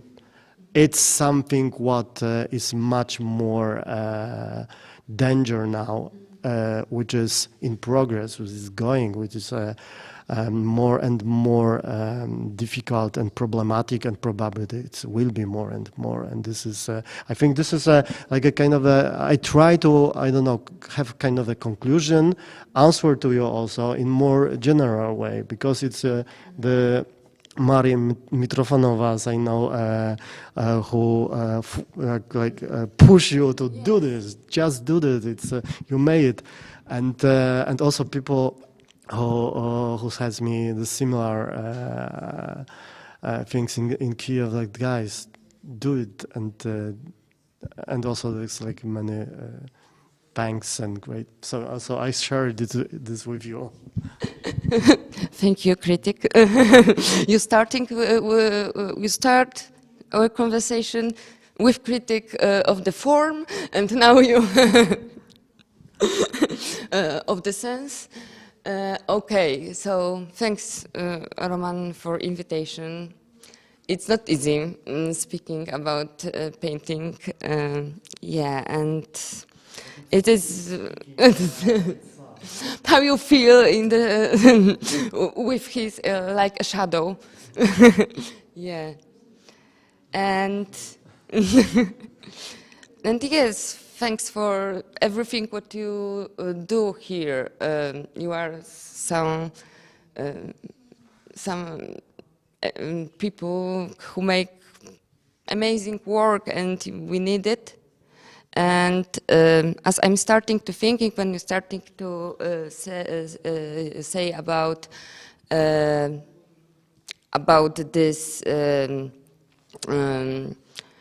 developed the UKRAiNATV, and now I think it's one of the biggest studio inside, because you are here in Canada, and Ukraine, Belarus, very big chief, yeah.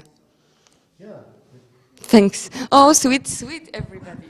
Thanks. Yeah, we try our best, and I think we will also continue this. And thank you one more time. And thank you, guys. And I don't remember what is in the schedule now. We need Gleb, please help me. Muzyczka na poczekanie. Muzyczka. From Poznań? From my mouth. Okay. Gleb is singing. Wow.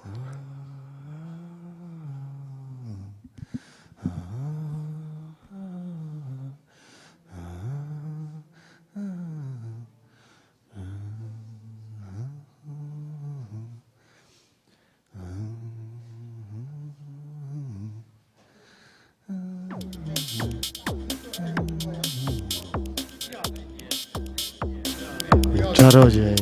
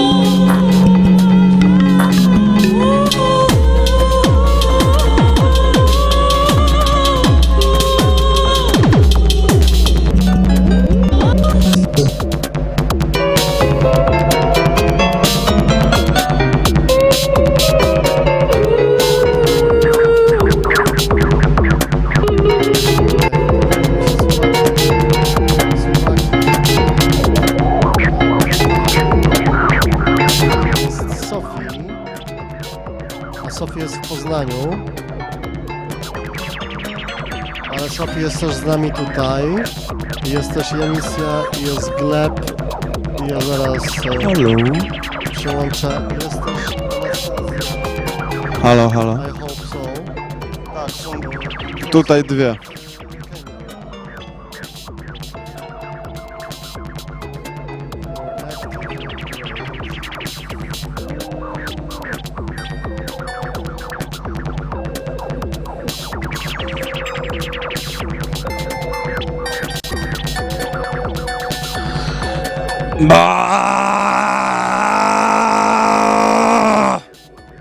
Halo? Алло, мене чутно? No dobra. Chciałem powiedzieć, że teraz będzie rozmowa o czymś, co jest невід'ємною частиною дуже багатьох частин людського життя і цивілізації. Це танець. А з ким же буде ця розмова? Я думаю, що багато хто бачив і знає Янісію, тому що вона насправді з нами з UKRAiNATV від перших якихось великих івентів. Наприклад, коли перший раз взагалі запросили UKRAiNATV кудись назовні, у зовнішній світ, це було Locarno фестивал. Вони тоді там, якби, в якомусь сенсі з нуаром. Типу, просто, я не знаю, іноді мені важко, якби, розділяти або поєднувати людей, бо, в принципі, ви і по одному були в якомусь сенсі повноцінними, але разом створювали такий дивовижний, синергетичний потік. Ось. І я думаю, що Софія, власне, допоможе розкрити ці аспекти дуже цікавого явища. Танець. Ну і перед цим, власне, був кусочок з Познані. It was from Poznan. Like this piece of Sophia singing, me playing Rome, realizing like situation and derealizing. It was like a reminder for us also that 1 week ago we were in Poznan. Okay, so I will roll out from here and voice for girls.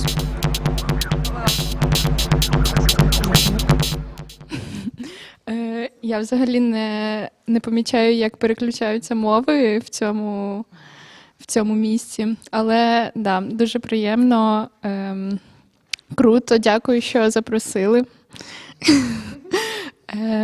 Да. Всім добрий вечір. Сьогодні ми тут з Янісією Яною будемо розмовляти трошки про танець, про мистецтво. Ось. Ну, я від чого хочу почати, то запитати тебе, як ти починала свій танечний шлях. Тобто, це було з дитинства чи не з дитинства? Ну, насправді, дуже обширне питання, але я починала з дитинства, мені було, я не знаю, років 6, мабуть. Ну, і мені здається, танці – це такий, типу, досить розповсюджений кружок, гурток для дівчат в моєму віці. Ось, і я пам'ятаю, що в мене тоді були якісь проблеми зі здоров'ям, типу там спина, щось було зі спиною, і типу порадили віддати мене на танці. Ось, і з десь 6 років я ходила на танці в своєму місті до Палацу культури, і я туди ходила досить довго, років 10 я там провела. І це було реально такі такі жорсткі танці. Ну, тобто ми проводили там дуже багато часу, ми їздили на дуже велику кількість різних соревнувань в різні країни, в різні міста. Тобто це були такі поважні танці. Ми там по 6 годин могли на репетиціях проводити. Тому це одночасно, мені здається, так загартувало моє тіло. Воно дуже багато вміє після цього, реально таку базу різних штук, і акробатики, і гімнастики, така реальна база, але у той самий час це, так психічно трохи тебе, така важлива проблема того, коли в дитинстві якби не сформоване це дитя віддають кудись, і воно реально дуже багато часу там проводить під такою пресією, в нього немає там забагато вільного часу, тому це трохи її так кремпує, не знаю. Тому мій танець почався тоді, а продовжився вже тут, коли в мене була велика перерва, а потім я якось розуміла, що мені чогось в житті не вистачає, якось так, не знаю, і подумала про танці. І коли я почала знову займатися танцями, вже в свідомому віці, це, я не знаю, роки 2 чи 3 тому назад, 2, мабуть, то я прийшла вже зовсім з іншої сторони, зі сторони імпровізації. Тобто це взагалі супер по-іншому відчувається цей танець. І це насправді, це для мене танець. Тобто, коли мене раніше в дитинстві питали, чи вмію я танцювати, я не могла відповісти так, тому що, по суті, ми танцювали рухи на сцені. Тобто, просто рухи, яким нас навчили, і ми просто їх відтворювали на сцені. Я не знала тоді, це очевидно називається танець, але я це так не відчувала, тому я не могла сказати, я вмію танцювати. А ось зараз, коли хтось питає, чи я танцюю, я вже кажу, я танцюю, тому що це більше про стан тебе в цьому процесі. Ось. Дякую. Я тебе дуже можу зрозуміти в цій історії, бо в мене було щось дуже подібне, але з іншої сторони, зі сторони вокальної. Тобто я дуже розумію цю різницю між тим, що тебе навчили просто і поставили, і ти виступаєш, і між тим, коли ти заходиш в цю імпровізацію і вже в таку позицію митця в якомусь сенсі. Для мене взагалі це дуже страшно були танці в дитинстві. Я взагалі колись пішла там на якийсь кружочок, мене відправили, і я злякалася цих нагрузок, бо теж, наприклад, зі сторони вокалу тебе трошки змушують стояти рівно, не рипайся, стій ровно, співай. І це трошки мене тоді замкнуло фізично, ось так. І тут це дуже теж цікаво. Ось, власне, ти сказала про ці танці як і виступ, і про цей танці як вже твоя імпровізація. Чи ти вважаєш себе зараз, чи твій танець зараз це мистецтво, чи це зараз спорт? Тобто, що для тебе це зараз? Це точно не спорт. Ось цікаво, ти теж сказала про те, що тебе на вокалі говорили тобі стояти рівно, і взагалі ось це така форма того, що тебе щось заставляють робити, що є якісь канони того, що ти маєш робити. Ось танці, раніше мною теж сприймалося як спорт більше, тобто ти маєш щось досягати, ти маєш робити те, що тобі сказали, ти маєш це, знаєш, ти як солдат реально, ти просто виконуєш те, що треба. В тебе немає забагато місця для себе, для знаходження чогось свого. Ти реально просто виконуєш. Але це теж дивно, бо насправді голос, він же активний. Тобто як ти можеш стояти рівно і співати? Ти ж навпаки, якось рухаєшся і все таке. Не знаю, як вони нас так вчили раніше. Мені здається, зараз все має виглядати інакше. Я думаю, що зараз діти, які ходять на танці і на вокал, вони отримують менше психічного якогось прешеру, ніж раніше. Це цікаво, мабуть, тому що з нас виростали такі реально солдати, які беземоціональні, нічого не роблять. Зараз, мабуть, всі такі більше в собі. Не знаю, що краще, мабуть, те, що зараз. Але, да, мій танець зараз – це точно не про спорт, це про мене, про пізнання себе, про пізнання цього світу через танець. Ще прикол в тому, що імпровізація, вона дає тобі простір на це, тобто ти можеш робити все, що завгодно. Взагалі кожна людина може робити все, що завгодно. А чи називати це мистецтвом чи ні, це вже питання таке абстрактне дуже. Я би, мабуть, назвала це мистецтвом, не знаю, я ось коли ви мене запрошуєте сюди танцювати, тобто я вже тут танцюю, хтось на це дивиться. Не знаю, може це вже і можна назвати мистецтвом. Ну, так, це... Я вважаю, що це мистецтво. Моя думка на цю тему. Це дуже класно підмітила, що це про пізнання світу через танець. І це, мені здається, дуже крута взагалі філософія і взагалі підход до такого роду діяльностей. І, наприклад, для мене вокал теж зараз щось з цієї ж самої байки, так. Що я ще хотіла підмітити? Я би хотіла ще поцікавитись про твій стан, бо мені здається, що коли ти знаходишся в такому процесі, це для мене це якимось чином виходить в таку медитацію активну. Чи для тебе це є якимось таким методом, наприклад, зняття того ж самого стресу або якомусь такому заглиблення в себе? Тобто, які ти переживаєш емоції під час танцю? Ой, насправді, ось, да, дуже цікаво про це пізнання себе і світу. Тобто, мені здається, в житті кожної людини є щось таке, через що вона пізнає себе і світ. Це часто, якась активність. І мені здається, ось я в цей період, коли я не танцювала, шукала реально щось таке, ось через що я б могла реально цей світ якби сприймати в собі. І коли я це знайшла, це було, танці. Це було для мене дуже смішно, тому що я, по суті, все життя танцювала, а тут я шукаю, танці, як би це не парадоксально звучало. Але і тут я їх знаходжу, я розумію, що це воно. І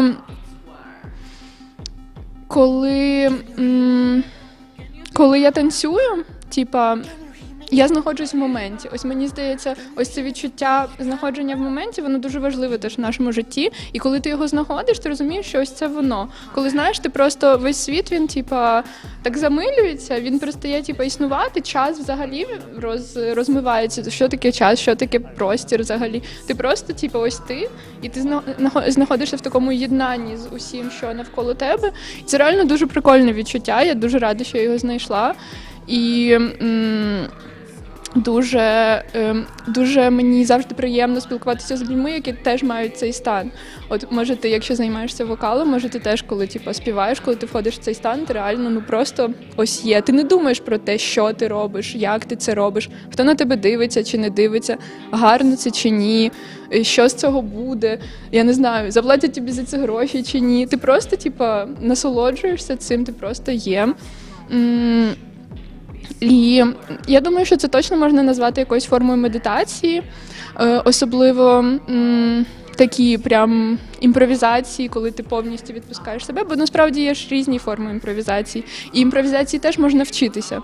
Наприклад, якщо ти вокально імпровізуєш, то ти ж все одно, не знаю, витрачаєш якийсь час на те, щоб навчитися, якось взяти якусь ноту, щось в собі заапгрейдити. І так само з танцем і з імпровізацією. Тобто ти багато чому вчишся. Ти не весь час просто, я думаю, ти можеш весь час просто танцювати і насолоджуватися цим, але я все ж таки взяла вектор на те, що я хочу себе якось розвивати в цьому. Тому я дуже багато часу витрачаю на техніку, на, не знаю, просто збирання інформації про танець, знаходження своїх способів руху. Але коли я повністю це відпускаю, то легше знайти таку форму медитації в собі, коли ти просто насолоджуєшся тим, що ти робиш, і реально просто очищається твій мозок. Він, по суті, в цей момент ні про що не думає. Це ж, не те, що прям взагалі не про що не думає, але він реально знаходиться в зовсім іншому стані. Для мене, наприклад, медитація така пасивна, вона складніша, тому що реально тіло просто в безруху, і тоді мозок починає дуже активно продукувати думки. А коли тіло в русі, то мозок якось для мене більше очищається від думок і від всього непотрібного. Дякую. Ось я собі теж пригадала, що в мене була така сама ситуація з співом, що я займалася всім життям, а потім була така перерва, і я щось шукала. І потім така, точно, що я робила? Співала, точно. Ви, може, ще раз спробуємо. І тоді воно вже набрало трохи інший сенс. Апропо цих медитацій, ось цей стан, я думаю, він дуже крутий і дуже такий ресурсний, наповнюючий. І це дуже класно, що маємо такі ключики до цього всесвіту, можна це так назвати. Про сидячу медитацію я з тобою згодна. Це дуже складно, а якщо ще ні на чому не концентруватися, це взагалі становиться дуже... Одразу десь там щось не так, і хочеться кудись там посунутися. І я це хотіла би ще підвести в таку тему, що ось цей стан, він такий дуже змінюючий і тебе, і твою реальність. І це, наприклад, дуже часто використовують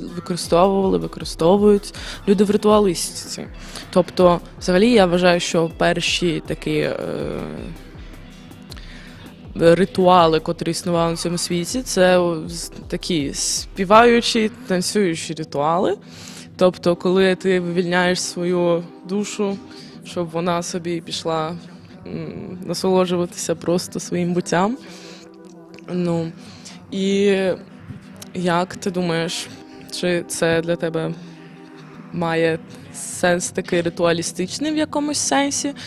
Чи ти, наприклад, може, виходиш на якийсь наступний рівень через цей танець? Скажу так, для мене зараз є декілька стежок в танці. Основна моя стежка, якою я зараз йду, це контактна імпровізація. Це для мене взагалі відкриття, і це форма танцю, через яку я повернулася в танці. Це контактна імпровізація, це, по суті, імпровізація з іншою людиною, яка базується на фізичних властивостях, таких як гравітація, віддавання ваги.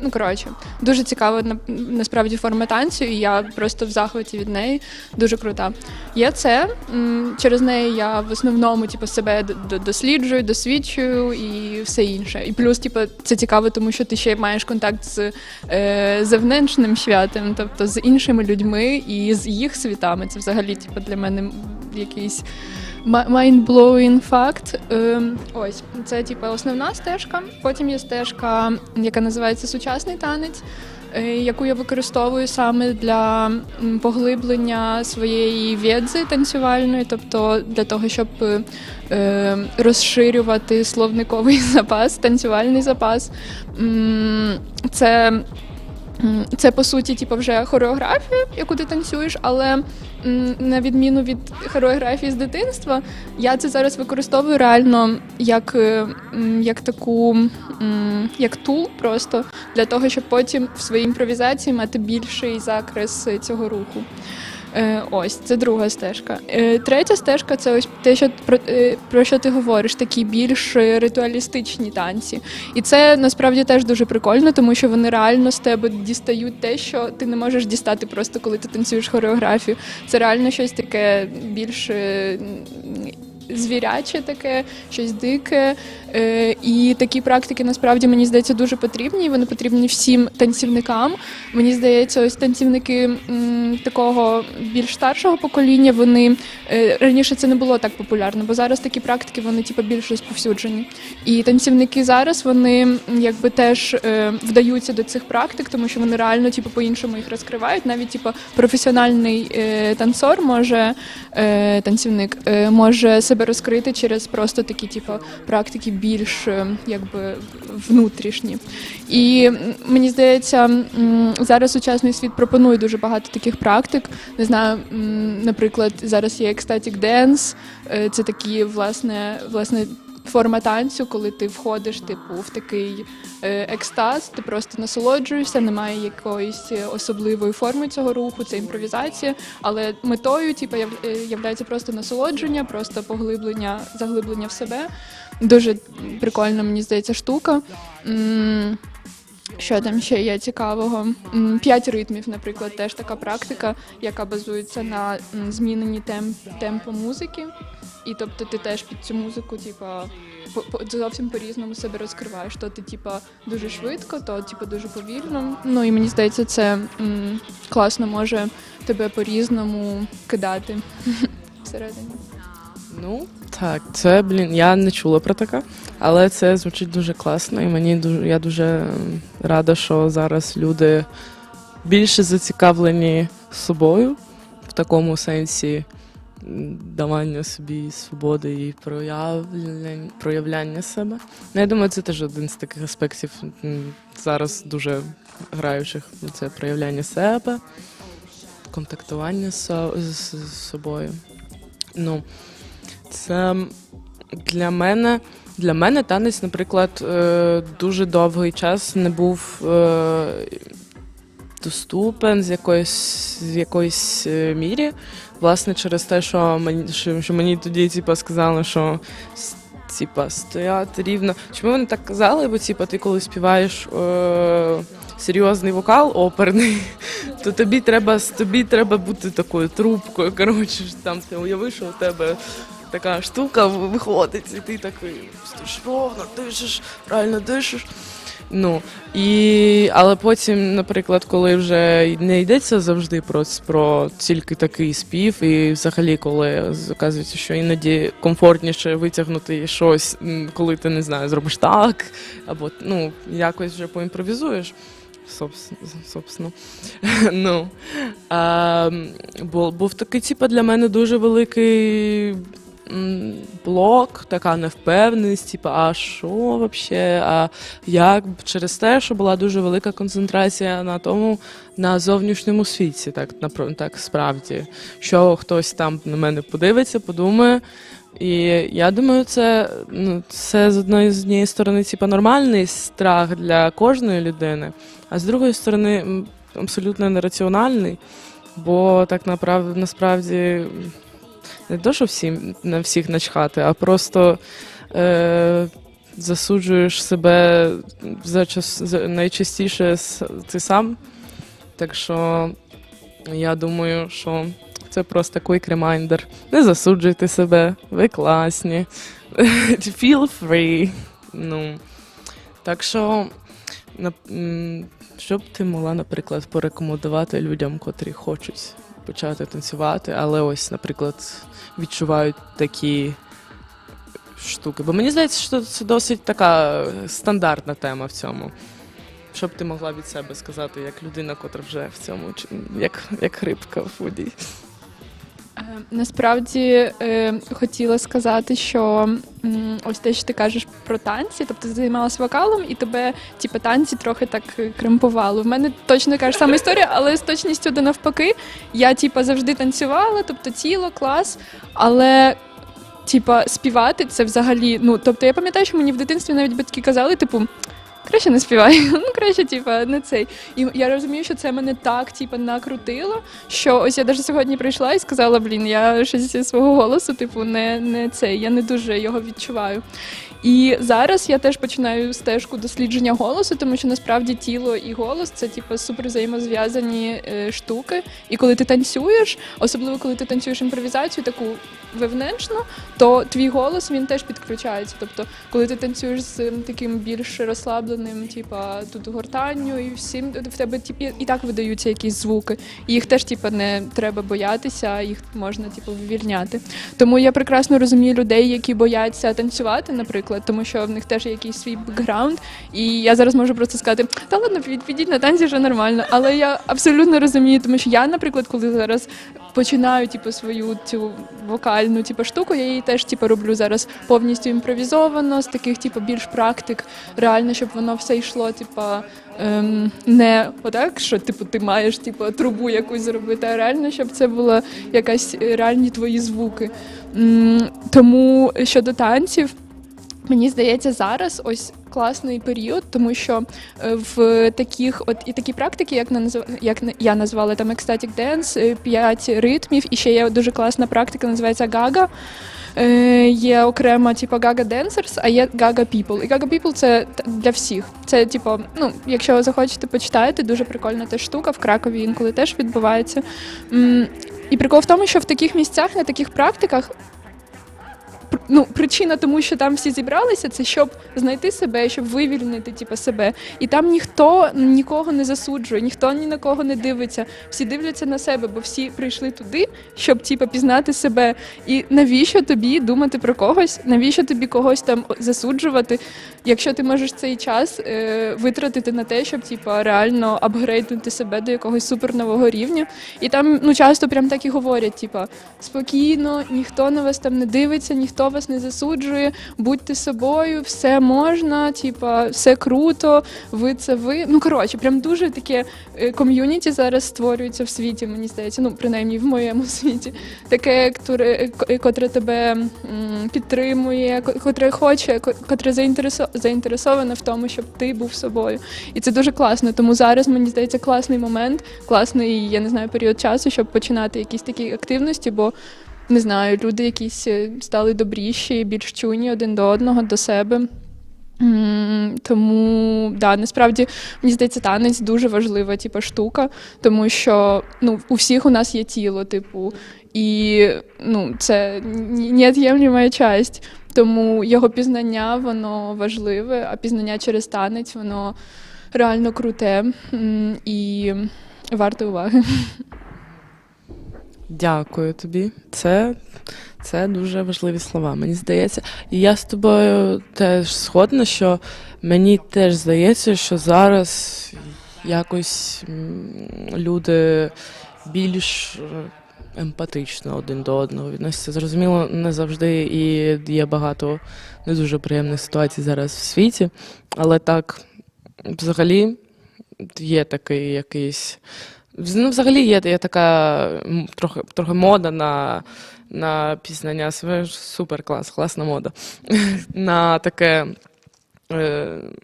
коли ти пізнаєш себе і починаєш собі, там, наприклад, довіряти, такі речі приходять, то і до інших воно якось теж починає. Так що, я думаю, це теж дуже класний показник, що в тебе таке оточення, це значить, що ти теж така гарна людинка. І мабуть, я вже все сказала, що мені хотілося би сказати. Так що, чи ти ще хотіла б щось сказати? Ні.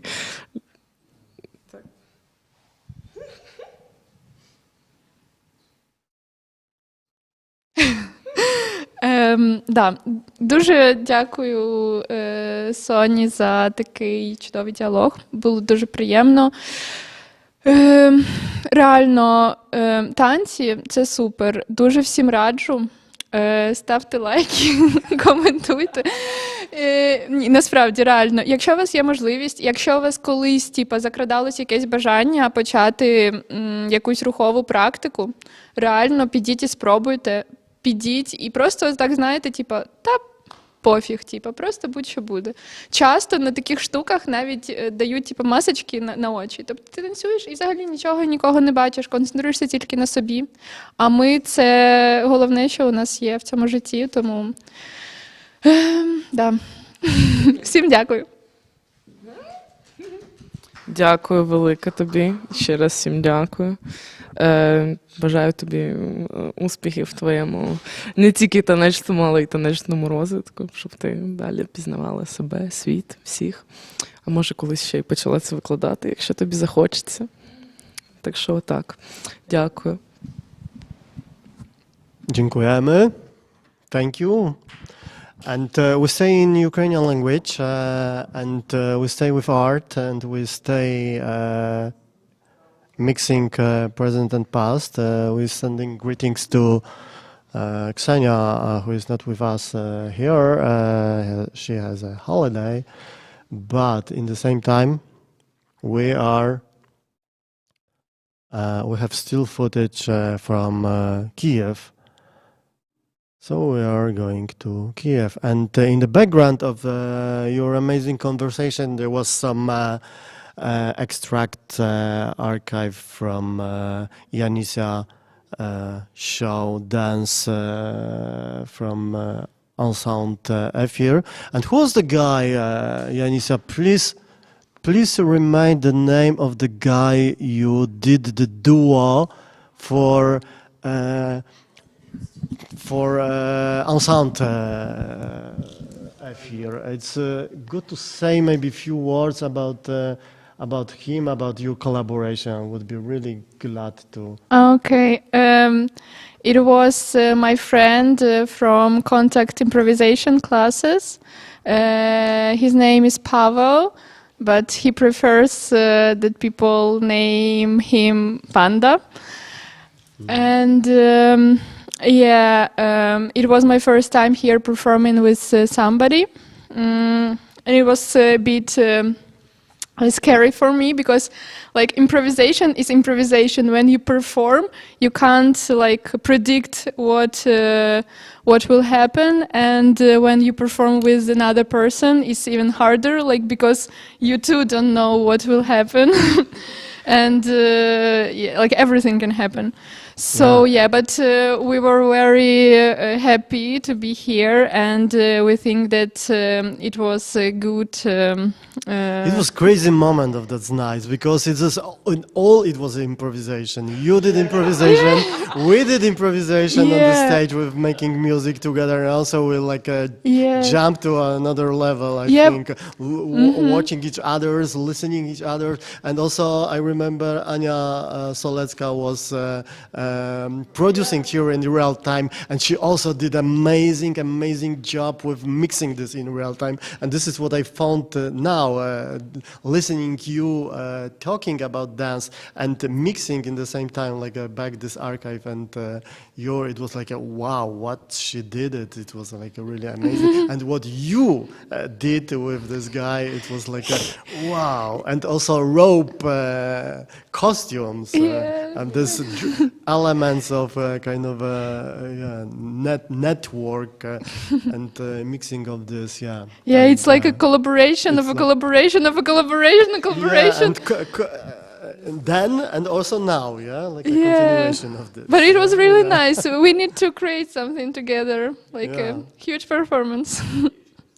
Let's continue this in any way. Thank you. Thank you. So Kiev and Ksenia and Kivost and Microdozer one more time in threesome conversation.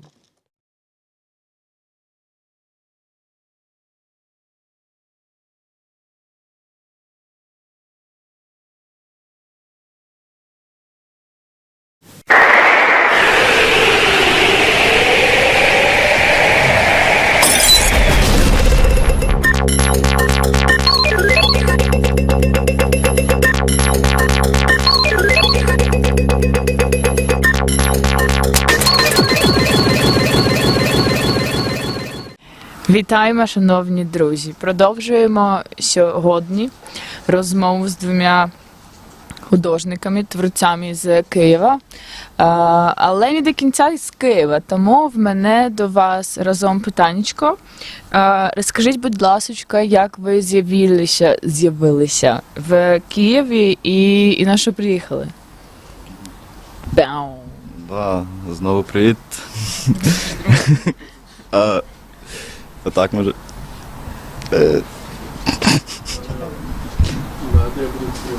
Ні, все Ну, все, да. Да, з'явився в Києві в 2014 році, якраз після Революції Гідності, після анексії Криму і початку війни, взагалі, в принципі, в Україні. Да, приїхав я, вже казав, Чернігівської області, з Іщенського району, з СМТ Парафіївка, бо там була церква колись. Построєна Речі Посполитої, але то вже інше. Да. Вона була зруйнована потім, ну то вже таке при радянській владі. Да, приїхав в Київ у 2014 році і почалось таке на навчання. Навчався я по освіті, я не художник, і ніякої художньої освіти в мене немає взагалі. В мене освіта, я технолог харчовий, в мене є я кухар 5-го розряду. Яка твоя улюблена страва? Або яку вмієш готувати? Та я можу приготувати все, що завгодно. Тільки дайте рецепт. Рецепт, а з улюблених, які я люблю готувати. Піца, паста, лазанья, не знаю, якийсь бісквітик смачненький можу приготувати. Ну, таке люблю. Ще працював колись рік в китайському ресторані. Да, смачненький бісквітик. Чим він так веселий? В ньому там інгредієнти цікаві. Класні інгредієнти, це все супер. Значить, да. Ще колись працював в китайському ресторані, через це ще дуже добре готую азійську кухню. Да, але це вже не до цього. Да, я почав навчатись там. В принципі, мені вистачило десь 1,5 тижня, щоб зрозуміти, що це взагалі не то. Типу, я взагалі не хотів, я такий поняв, що я приїбався сильно, дуже сильно з вибором професії. Да. І я просто, як зі школи я малював, то я просто продовжив малювати. І якось тоді був стан дуже такий призагнічений. 14 рік, війна, там якісь родичі на війні, там в когось якісь друзі вже там постарше на війні. Да, був такий переломний період, ще це пубертат, 14 років мені самому. Типу, я такий, да, я почав на цій хвилі, дуже переживати. І такий думаю, так, потрібно, щось робити. Почав малювати багато, часто, зарисовувати свої емоційні стани. Починаю накривати, я такий хоп, достав блокнотик, починаю щось писати, малювати, там щось розписувати. Да. От, я оце все робив. В 16-му році ми зробили з дівчиною на той час бренд одягу. Ми його розмальовували, кастом робили. Ми розмальовували на футболках. Ідея яка була, унікальний принт. Ми самі акрилом наносимо малюнки під людину, зазвичай ми говоримо з людиною, пізнаємо, що їй подобається, що не подобається, і під нею створюємо візуал. За дуже дешево. Нам казали, що це прям ідея просто на мільйон, того що ми такі, це буде стоїти дешево, під людину, один екземпляр. Я пам'ятаю, це 2016 рік, ми робили футболку за 200 гривень.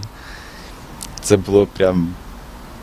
І спрос був, да, прям взагалі був спрос, у нас там група росла, ми такий бізнес, бабки мутяться. Потім, да, це все було ВКонтакті. Потім закривається ВКонтакті, ми намагаємося якось цю аудиторію конвертнути в Інстаграм, нічого не виходить, і ми такі, все, забуваємо на це все діло. Да, потім я працюю в магазині, художньому магазині, але не в якому продавали картини. Всякі локальні речі, локальні бренди, стікери, зіни, там та все, що завгодно. Да, так якось, в Києві прижився чуть-чуть. То вже закінчив, якраз от коли я працював, це був останній в мене курс. Я довчився і такий, ну все, довчився, пора на роботу. І пішов працювати на кухню, типу в різних місцях. Так, собственно, зробив там перші вигорання, забив взагалі повністю на художку і такий, все, я взагалі нічого не буду робити, нічого не хотів.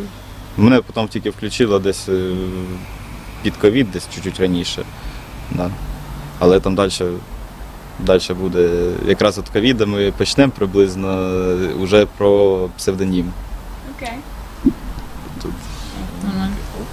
Передача естафети, мікро. Мене чутно. Добре. Так. Коли я свою творчу діяльність транслював в Інстаграмі, мене почали запрошувати в різні місця. Перші з них були це Кам'янець-Подільський і Київ.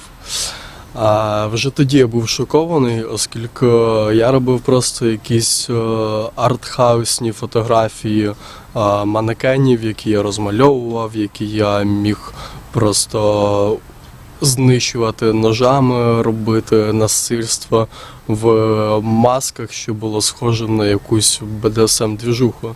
А це все в кастомізації, і воно йшло як прев'ю, як якісь анонси чогось невідомого, що буде далі. І мене дуже гріло те, що я отримував доволі позитивний фідбек, і деякі репери-артисти хотіли брати звичайні мої фотографії манекенів і кастомів за основу своєї обложки. А деякі організатори або власник клубів і творчих об'єднань мене звали до себе в місто.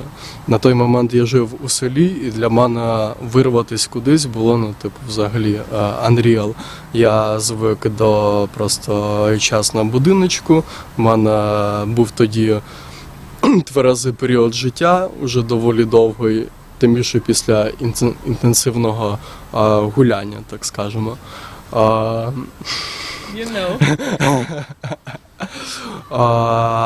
Відвідував я, пам'ятаю, тільки по суботам, неділям церкву, іноді виїжджаючи в місто на якісь проповіді, які були схожі на християнський стендап, де пастирі могли просто жартувати, розганяти якусь житуку, весь зал грає, потім там якісь дисколампи, дим, гітари, барабани, тобто це взагалі не було схоже на якусь стандартну церкву. Це було більш схоже на якийсь стендап і концерт. Невеличке питання, це якась протестантська церква, я так розумію? Так, це було щось по типу протестантської чи католицької, щось близько того. І мене покликав в Київ мій колега-кастомер, який тоді тільки починав свою творчу діяльність, як і я. Розпакнув мені за мій стайл, я йому у відповідь, і ми зразу зізвонились. Він мене покликав в Київ уже особисто, розказав про свої ідеї. Перша з них це була і основа, яку ми взяли за спільний пост в соавторстві, і від якого пішла наша сумісна діяльність. А це половинка. Тому що цілісна річ у художника займає дуже багато часу. І, як на мене, кастомізація – це постійний процес. Коли бачать мої роботи, які тільки зароджуються, говорять, вже все готово, продавайте, або давай куплю. Я кажу, тут ще роботи, там на тижні, місяці, ще там малювати, шити і так далі. Як на мене, це завжди не закінчено, або ж по-іншому це безкінечний процес створіння навіть одної речі. Колега Атмос, до речі, Вова, привіт! Вова Атмос, не чути? Чути, добре. Його нікнейм Атмос, він також був у масці, він в своїй чорній з цепочками, з металом, я в своїй червоно-білій мухоморній, звичайно. І ми заколабувались, він запропонував половинка. Ідея в тому, що ми беремо річ, розрізаємо її надвоє, кастомізуємо одну із них, і відправляємо один одному рандомним чином в місто кожного. Ми отримуємо ці речі, шиваємо з половинками, які в нас залишились, і в нас виходить спільна цілісна робота із двох абсолютно різних речей. Ми навіть пробували спочатку хоча б за замір домовляти, щоб речі сходились по сайзу, але по ітогу, там одна штаніна така була, інша випирала отак вниз. Одна річ була XS, друга XL. Це були доволі специфічні творіння з деформованим цікавим розміром і змішаною стилістикою кастомізацією. Присутні були, звичайно, флюоресцентні фарби, які світилися в темноті, в неоні. Були просто психоделічні різноманітні малюночки і написи, а головне патчі. Від Вови це була спілка кастомерів України, але я зробив вже свою витікаючу, це сука. Спілка української кастомної атмосфери. І надалі мій профіль вже був не мікродозінг кортріп, а мікродозінг кортріп сука. Як мені пізніше казали, що бачивши твою діяльність, саме ми такі думали, сука, що ти робиш? Бо я робив просто якийсь вихір, шум, гам, балаган, і тим самим доставляючи дискомфорт людям, з якими я взаємодіяв. На протязі місяця я ламався, знаходячись у селі, відшиваючи ті половинки. І потім в один прекрасний день зрозумів, що пора їхати, зібрав сумки, склав свій кастом в них, прийшов до батьків, мами, бабусі, дідуся і сказав їм, що завтра я їду в Київ. Добре, що я взагалі їх поставив до відома. Можливо, трошки спонтанно, оскільки це була ніч до виїзду буквально. Вони були неочікувані, це була неочікувана новина для них, і вони дуже сильно переживали. Але я як зміг їх заспокоїв, і я був впевнений, що все буде добре. Був якийсь звичайний людський страх цього, що неізвісного, цього небаченого, нечутного, але я розумів, що це мій шлях, тому на наступний день я поїхав в Київ. Перші дні жив в хостелі. Цей хостел я можу назвати хостел, тому що він схожий на якусь галерею.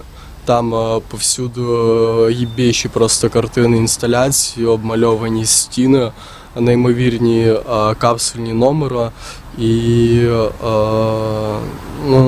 таких хостелів ще пошукати потрібно. Тому перші ночі в Києві я провів в ньому, а після я заїхав на Нижньоюрківську 31, UKRA, Cat, Closer, Hotel, Wildstone, і багато інших фотостудій. Там, до речі, була студія тату Цап-Царап, але я її вже не зістав по приїзду. Але познайомився з багатьма талановитими тату-майстрами звідти. І в перші дні в Києві, заїхавши на Нижньоюрківську 31, я просто почав жити у клубі. Просто тип з села, отбитий на голову, який робить якісь сумасшедші штуки, показує кислотні тряпки, наводить шуміху, просто заїжджає в клуб, в якому є директора, власники, колектив свій, і я просто починаю там жити. Так вийшло само собою. Паралельно була волонтерська діяльність, я допомагав просто з хабатами, а концерти і білети, продані з них, йшли на підтримку Збройних сил України. Ми готували приміщення, обговорювали дальнішу, взагалі, подальшу діяльність клубу, роль кожного митця в цьому клубі.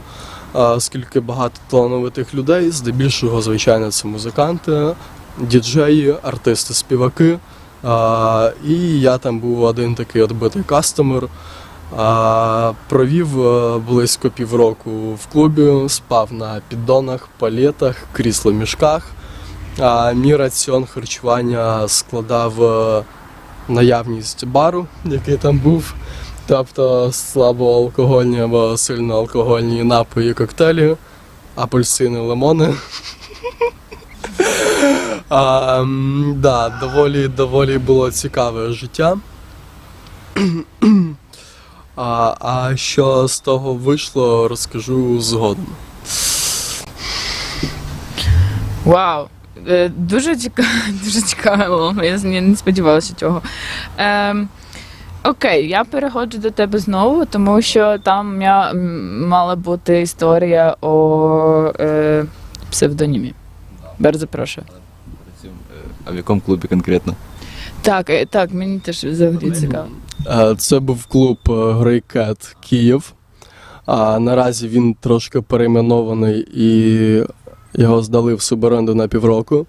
Але я взаємодіяв у всьому цьому просторі, тому постійно з'являвся на авторах, де міг дістати запрошення через якусь проходку в кловзорі і де міг відвисати після звичайних тусовок, знаходячись уже серед колективу, серед своїх.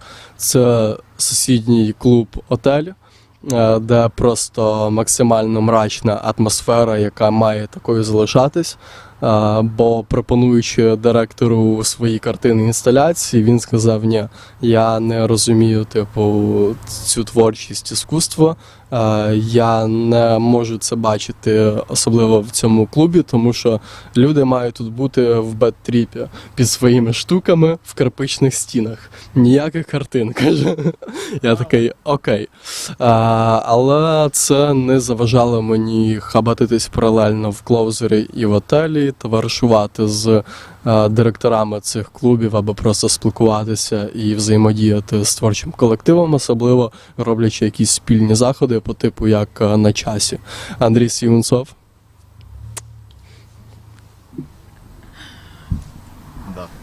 Да, Паша класний чувак, він ще грає на електропилі.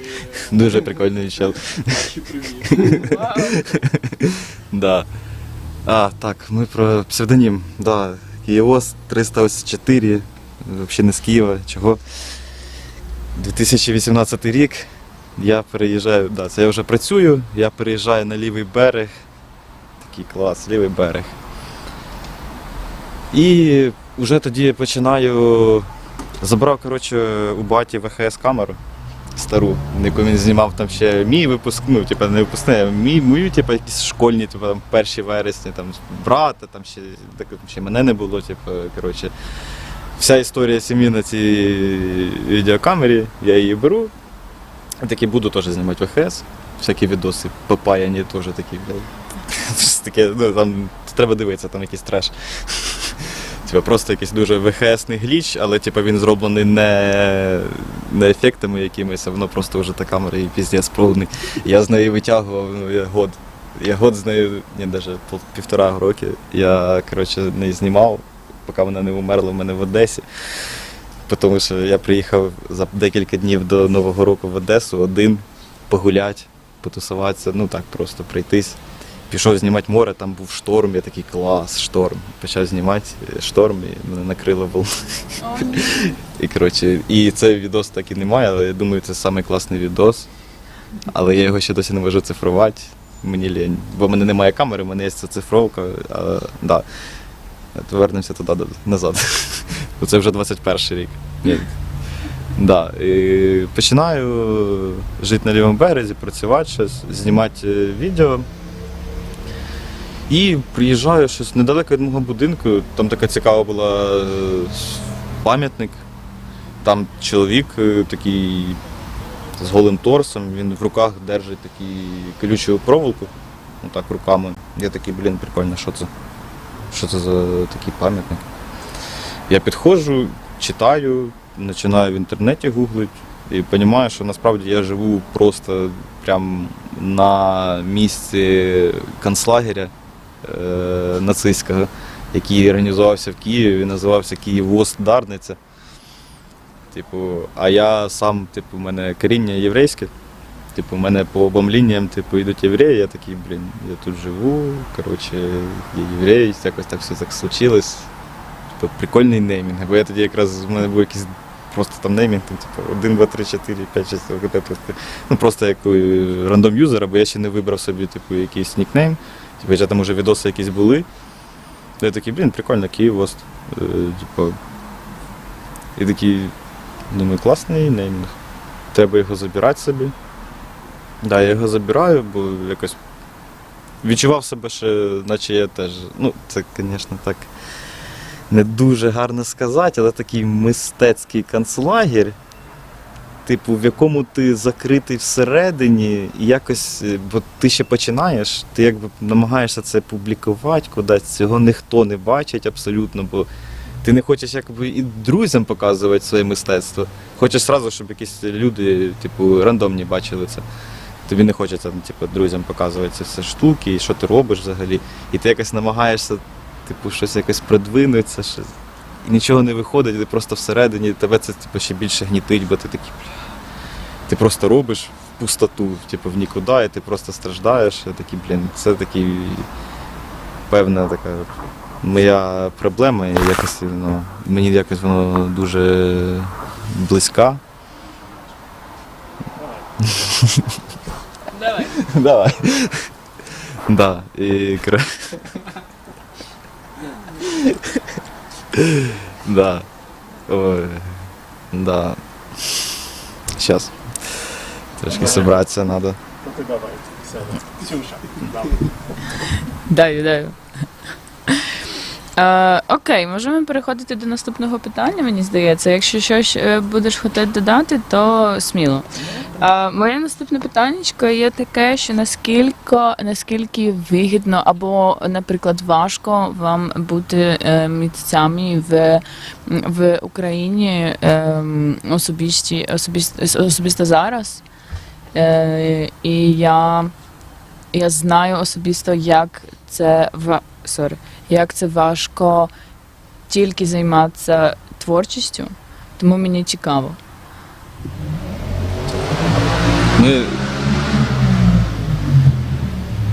Ми, здається, вчора говорили про це трішки. Ну, зовсім. Да, ми говорили більше про арт-ринок, але да, наскільки тяжко. Та тяжко, звісно. Ну, типу, Україна не багата країна. Треба розуміти, що якщо ти пишеш пости українською, ти знаходишся на таргетуєшся на українську аудиторію, то зрозуміло, що і українці купують. Типу, небагато людей можуть собі дозволити роботи. Типу, хоча в мене, типу, робота ціниться нижче взагалі ринка любого.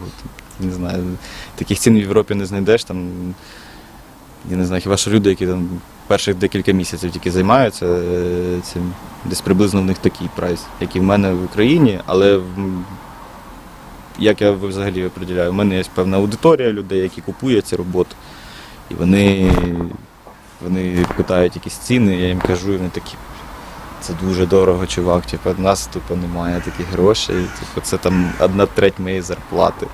Ну, тобто, умовно, тим холст 5 тисяч гривень, типу, зарплата 15 тисяч гривень. Типу, холст великий, в принципі, в доларах це там типу, 200, ну зараз навіть менше, це там 170 доларів, десь так. Ну, типу, для Європи це взагалі типу, ціна смішна для холстів, типу, там 120 на метр. Це, по суті, так покриває матеріал, і так на хліб, там поїсти щось, ну, там, пиво випити, не знаю, типу, ще, типу, треба...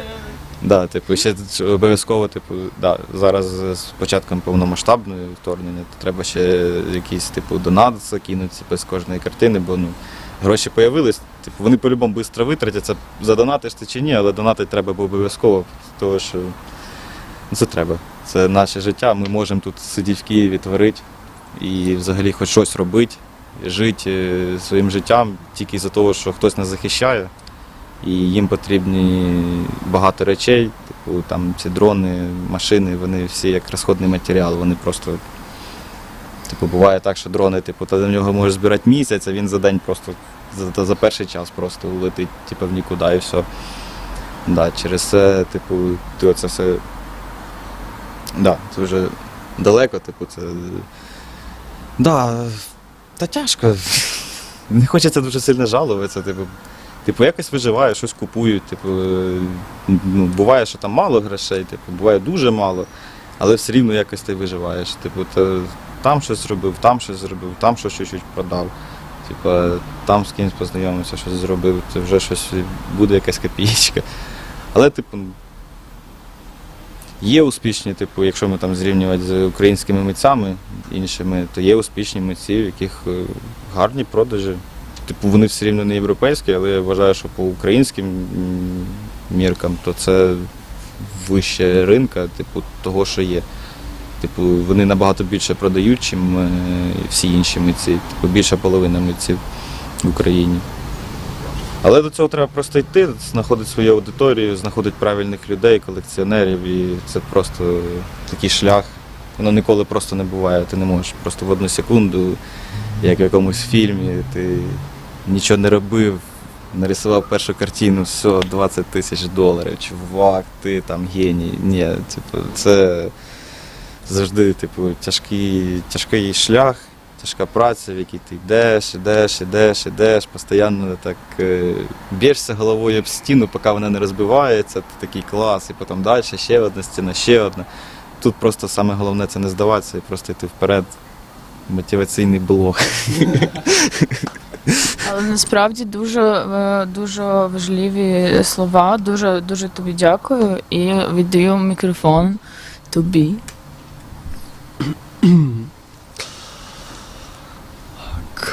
Наскільки тяжко чи вигідно бути митцем, тим більше в Україні, тим більше під час війни.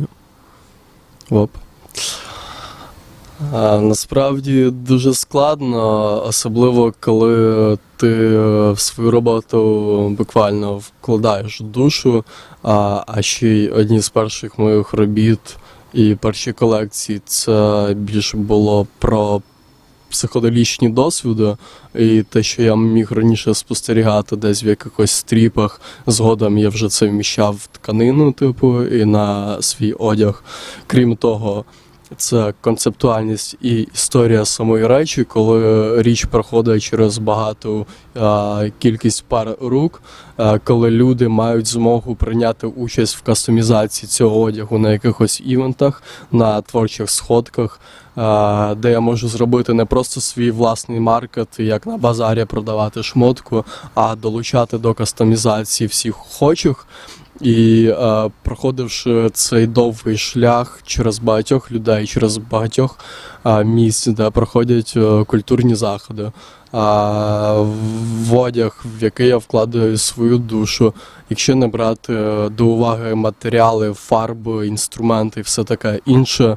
І надалі, коли ця річ потрапляє до магазину Києва, який бере 30% собі, а якщо це річ в колаборації з сотворцем, якому ти також маєш віддати 30%, і в тебе залишається всього твоїх 30, з яких ти ще маєш щось задонатити на ЗСУ, то в тебе залишається буквально копійка, і там провийти в ноль, і справа типу не йде.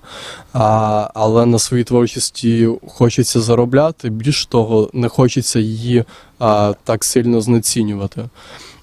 Тому я здебільшого страждаю, це і загалом близько моїй натурі, але під час творчої діяльності це страждання більші в багато разів. Оскільки я вважаю і впевнений, що ця творчість має оцінюватись на набагато вищому рівні, і вона і буде оцінюватись. Тут потрібні реальні спонсори, які цю цінність розуміють в першу чергу, і для яких важливі культурні заходи, і не самий конічний оцей кінцевий результат цієї шмотки, яку вони бачать просто перед собою, а яким цікава їхня історія, тим більше з прикріпленими матеріалами, пруфами, де було зафіксовано взаємодія людей з річчю, перформансу, ну і все таке інше. Тому недооцінена, знецінена буквально творчість і митець, який страждає. Все одно творча діяльність продовжується, але ну, тяжкувато з цими всіми відсотками з усіх сторін, і тим більше ситуації в Україні, якій ти хочеш допомогти. При тому самому просто банально вижити. Я знаю багатьох митців, які не по приколу, а просто по нужді, ну, крадуть продукти в супермаркетах. Ну, тому що буквально. Ну, вони творять і неймовірно талановиті люди, але їм іноді та й приходиться, типу, брати якийсь кусок там.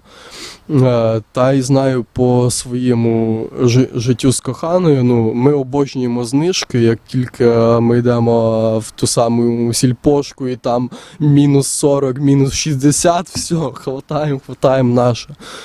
І, ну, серйозно. Ну, невже...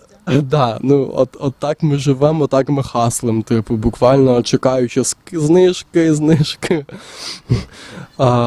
Тому, звичайно, так собі. Нещодавно вийшов на новий рівень з більш якіснішими фотосесіями і фотографами, де ми можемо доволі цікаво відзнімати мої речі або деякі перформанси, або інсталяції з ними, робити більш повні описи, оскільки раніше моя справа була просто викласти типу НАТО, але потім я зрозумів, що потрібно висловлюватись, і текст це, ну, в першу чергу, тим більше для мене важливо.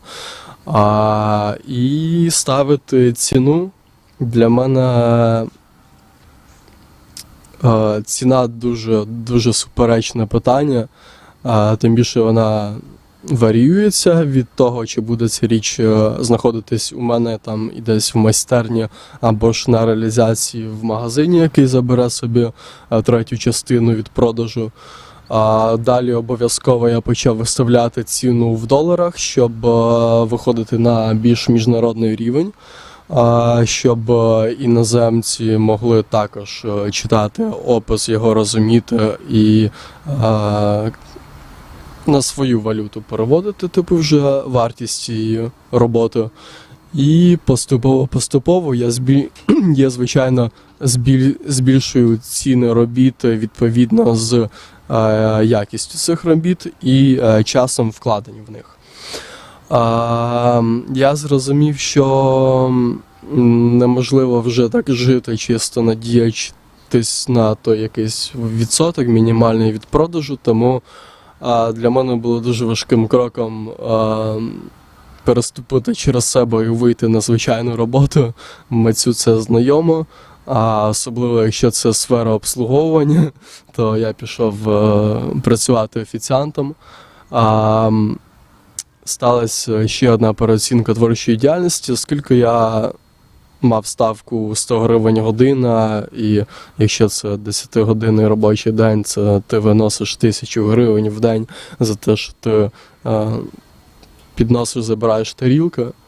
А якщо ти береш річ, яку ти робиш тижнями, місяцями, яка проходить через всю історію, концепт, і ціна її теж приблизно 1000 гривень, і знову ж таки, якщо це колаборація і відсоток магазину реалізація, ти отримуєш 300 гривень з нею, це дуже боляче, але іноді не маєш виходу, коли немає грошей. І приходиться дуже драматично розставатись зі своїми творіннями. Була історія, яка на мене дуже посприяла. Це був, знову ж таки, івент на часі, скандальний, він проходив в малій опері. Декілька слів чи що? Він знає про що я. На Сівенцов красавчик. Так, значить, я вивіз на маркет рел свого одягу на продаж і окремо інсталяцію поставив річ, до якої я вперше в житті приклав текстильні фарби, яка пройшла 2 роки свого шляху, подорожуючи через десятки, сотні рук київських митців і просто охочих людей, побувавши на всіх івентах на часі і не тільки. Просто була глибинна історія, душевна робота. Я її особливо і не носив. Для мене була дуже важлива її наявність і подальший її рух і шлях життя. І за іронією, простоячи весь івент на маркеті, нічого не продавши, будьте здорові, під саме завершення цього івенту зацікавлена людина захотіла саме цю річ, яка не продавалась, яка була інсталяцією, стояла окремо. І він хотів саме її, а саме її я й не продавав. І не міг навіть уявити, що я її колись буду продавати. Типу, для мене це було unreal, просто неможливо. І за дуже скрутного становища тоді мені прийшлося це зробити і продати цю річ. Мені були дуже потрібні гроші.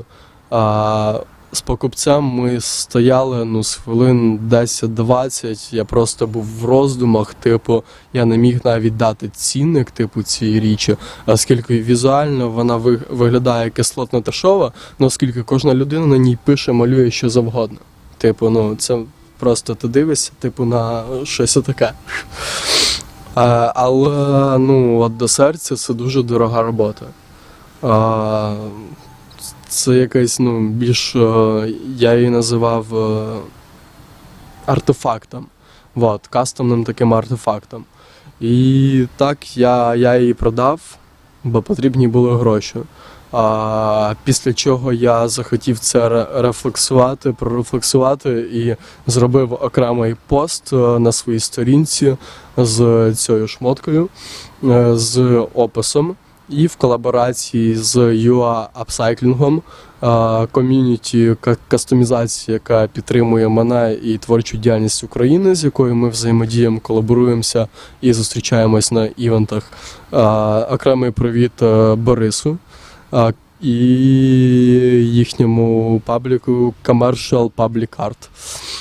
Ось, то в цьому пості можете більш детальніше ознайомитись конкретно з цією роботою і з описом цього, а особливо про мої внутрішні почуття і страждання, коли тобі просто необхідні гроші для того, щоб вижити, і в тебе з усіх робіт купують роботу, яку ти не продаєш і не збирався. Тому що це, національне достояння. Ладно. Вау, хлопці, дуже вам дякую, звісно. Це просто, ми з тобою вчора говорили про ринок, арт-ринок в Україні, він розвивається, потім я приїхав додому, ввечері відкрив, так сказати, новини, почав читати щось і дізнався, що вчора якраз відкрились, стався анонс, що відкриється, є київська така галерея, Волошин Gallery, і що вони відкривають свою ще одну філію, тобто є одна філія в Києві, і вони відкривають нову філію в Майамі. Через це, не все так фігово в українському арт-ринку, вони будуть пробивати там, скажімо, дорогу.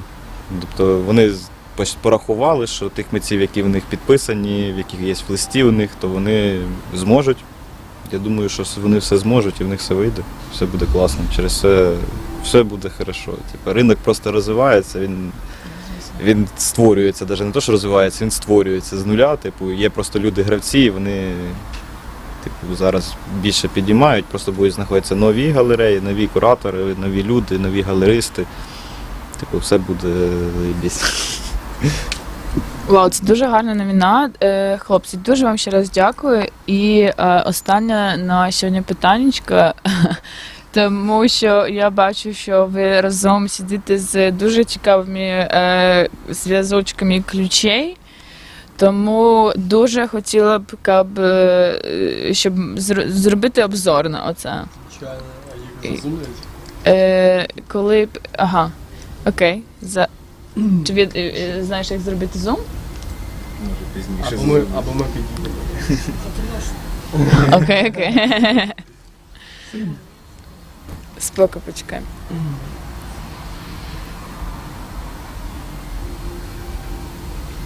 Мені подобається, що Ukraine Fashion Week і РТВ Євроагада. Ти знаєш? Ну, це польське.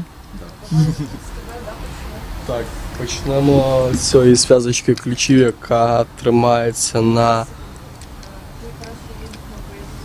Так. Добре.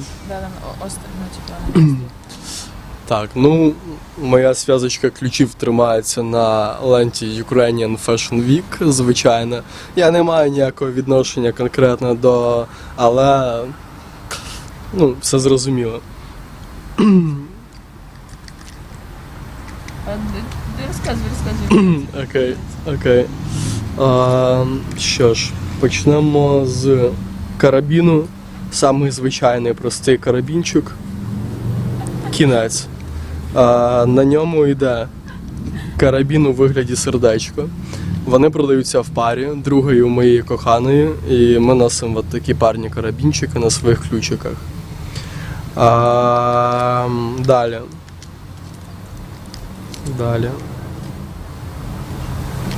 Це рулетка.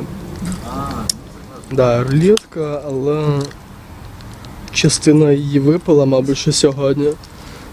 Я дуже хотів погратися так, нею покласти, ну, ви знаєте, що це рулетка, ви мені вірите, я вам не брешу. Наступне. Подарунок від коханої, кільце в вигляді головки члена. Було куплене в Чайнатауні в Мілані. Вартість приблизно 1 євро. Ленточка також я знайшов в її кімнаті, зразу забрав. Рулетка була знайдена на часі в арсеналі, в бананці Nike старій, на івенті UKRAiNATV. Там була просто купа одягу, якого нам навезли на волонтерку. Я зразу почав це все утилізувати, з цим розбиратись і знайшов таку знахідку. Далі, ну що, лента Альфа від мого старого бомбера. Далі у нас йде кільце бійцівського клубу у вигляді цього мила, яке було там фонове, так, яке вони варили, розварювали. Кільце масони. Ну, тут... Да, тут. Далі палець. Як тобі палець?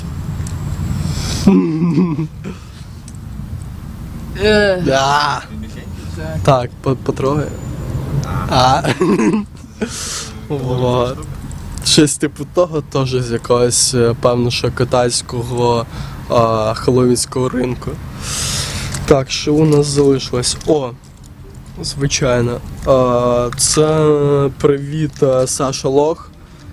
Дякую тобі за цю штуку.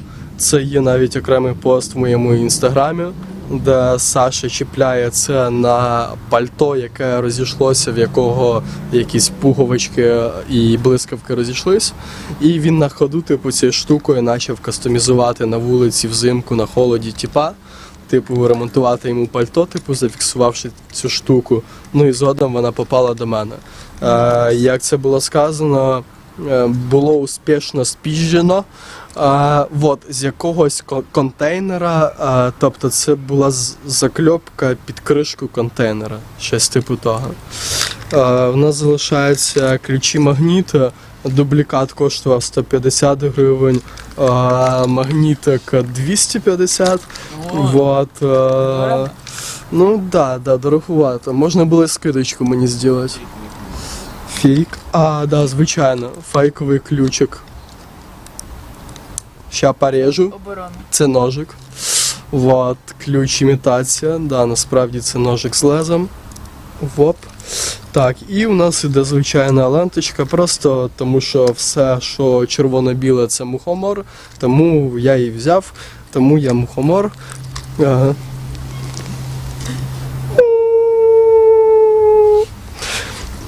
мухомор.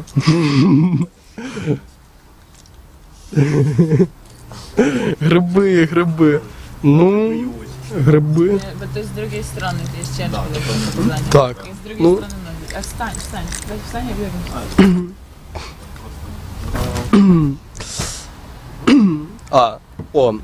І до речі. Так, мої мухоморчики раз один тут, два один тут.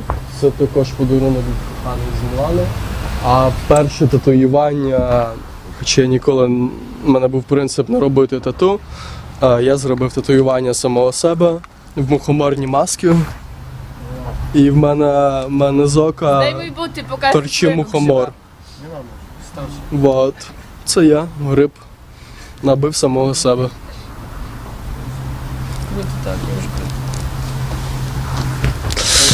Що ж, моя зв'язочка, да. Так, mamy jeszcze 5 minut. Так, швидко. У мене все просто дуже. Якщо ми не зговорювалися, одягати ключі на шию, я не знаю чого, так ми ще з людиною перший раз бачилися, але окей. Типа, не знаю, там зум же ж, да, якийсь? Зараз буде приблизно. I am Zoom. Окей.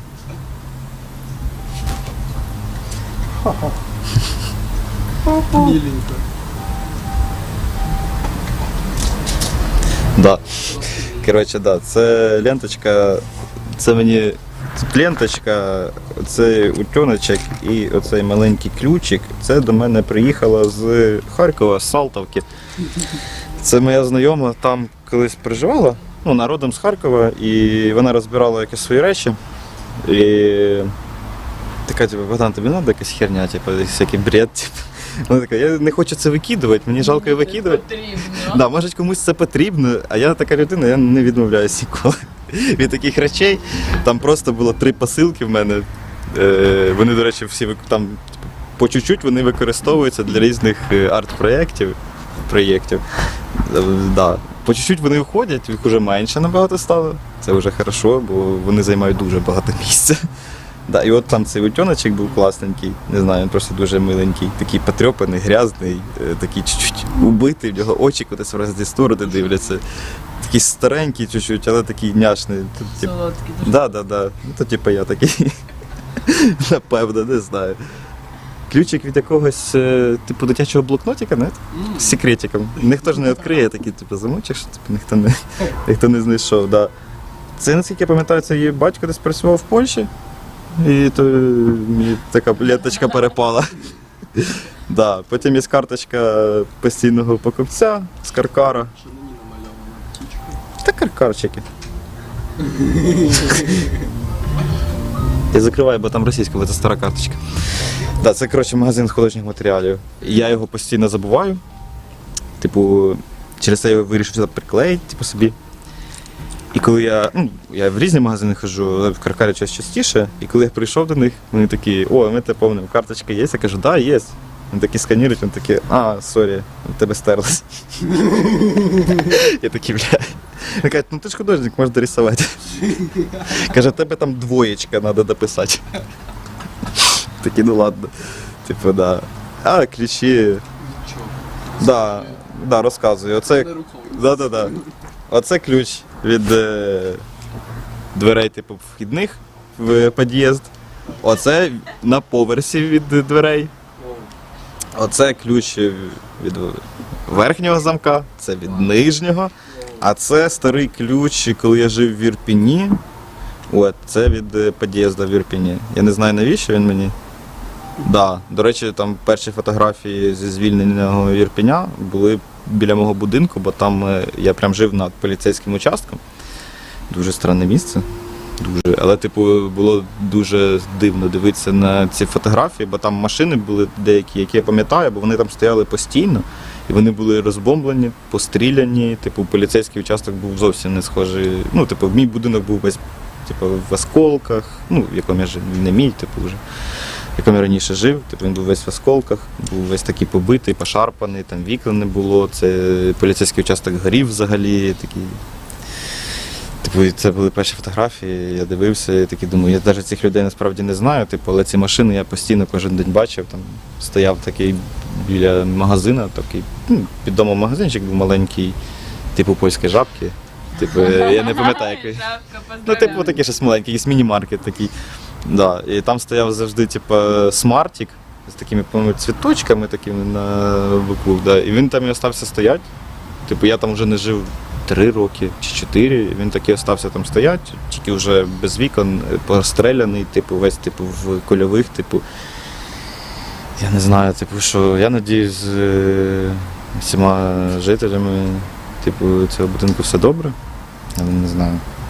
Ні з ким не тримав зв'язку, через це хто знає, що там. Да. І чуть-чуть схеми. Зараз розпочинаємо сьогодні імпрези по інтерв'ю, whatever. Хлопці, дуже вам дякую. Roman robi w tym momencie stream art, proszę Państwa. Сподіваюся, що побачу вас скоро, що повернусь до Києва, що зроблю з вами ще інтерв'ю. Сподіваюся, що ми зможемо зробити з вами щось цікавого в Польщі. Дуже хотіла б в вашій роботі показати в Європі, тому що вони дуже круті.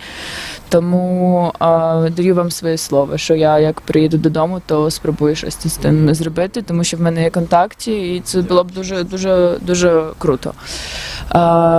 Всім пока, Роман, кінець. Дякую вам. Роман wszystkim дякує, ми теж дякуємо. Дякую bardzo. Старий курва.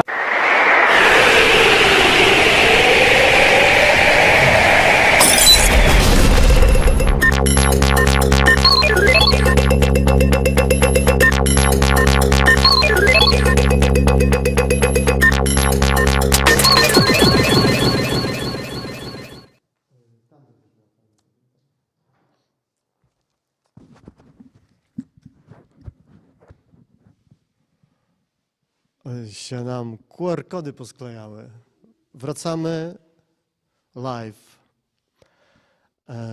I chcę być większy. Nastia robi z tej kamery, co jest na pewno dobrą robotę. Jesteśmy dzisiaj efir number 77. I w związku z tym chciałem się podzielić moim strachem przed siódemką i się nim podzieliłem wcześniej. I Anastazja, która jest mistrzynią rozwiązywania problemów nieracjonalnych i and the person who works with numerology, with astrology and with everything what is, I don't know, out of my imagination. Yes, yes. So I'm asking you now one more time to help me to solve a fear of 7, or maybe to live with this and help me to understand why I have the fear of 7. At the same time, I love 13 number, which is usually as a bad wish symbol or something like that. Yeah, and I have a hat, kapelusz. This is the kapelusz, and behind me is also kapelusz, and this is also one more mix of our archives and our presents. And this is introduction for something what I will introduce later. Nice to see you. Nice to see you too. So, we've got a serious issue for today. The number of affair is 77, and it seems like a topic to talk. Because before the affair began, we had like some small meeting about it, and Rom told me a secret that there is some fear of these magical numbers, and we decided to discuss it a bit about these numbers. So I was thinking about that, and I've made some research, and I found out that sevens got some special meaning. It's like a sacral number. Actually, all of numbers are sacral. And also, talking about numerology, there was some guy, Pythagoras. He, in his philosophical works, he made some kind of decisions that by combining all of the numbers, huge numbers or something, by plussing them to each other, we finally receive numbers from 1 or from 0 till 9. And all of these numbers have some metaphysics meaning. And it can somehow explain some deep states of mind inside of person due to their date of birth or something. Or sometimes we can see some numbers and they can tell us something. So it's very interesting. And talking about 7, it's a number of success. It's a number of fast doing something, you know. And it seems like lucky number. I mean, from all of those I've listed before, this one is the luckiest one. And it was like, you know, a trick in my head that we're talking about 7 and you told that there is some mystery in your life due to these numbers that sometimes... Coincidency. Coincidency. You can tell something about it for people to, you know, like understand what exactly it means to you. Yeah, it's like a very particular situation that I recognize that 7 is like a 7 day of a month, or it's a 7 hour, or it's something like a number of gate at the airport and the plane is late and I can take the next one or something like that. This kind of a particular stories that I recognize. Oh fuck, it's 7. I don't want 7. I don't want to have experiences around with 7 and stuff like that, yeah. But was there some, you know, like the first situation that has relation to 7 when you firstly found out that there's something wrong with this number? No, I don't remember. So it's just like... I see. So I can tell you something more about number, and also I've decided to, you know, like dive deeper into it, and I can make some short tarot reading about it, like metaphysical sign to you. Why is this number is so specific for you, and what does it want to tell you? Because every time when you see some number and you pay your attention, it's well, in general, it's a huge sign. I found it out in the last like 3 months. I've started to learn it, numbers, and I found out that all of numbers are talking to us. So what I need from you is to concentrate on the number of 7 and ask the universe, what does this mean to you? Yeah, like that.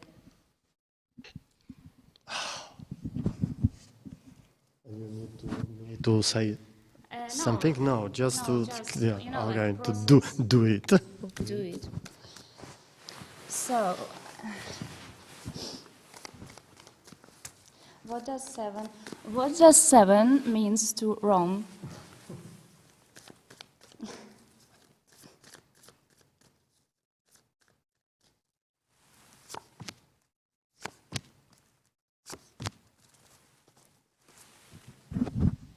Well, I knew that from the very beginning. I will show you the cards. Tarot cards, here it is. Like, so, yeah. Yeah.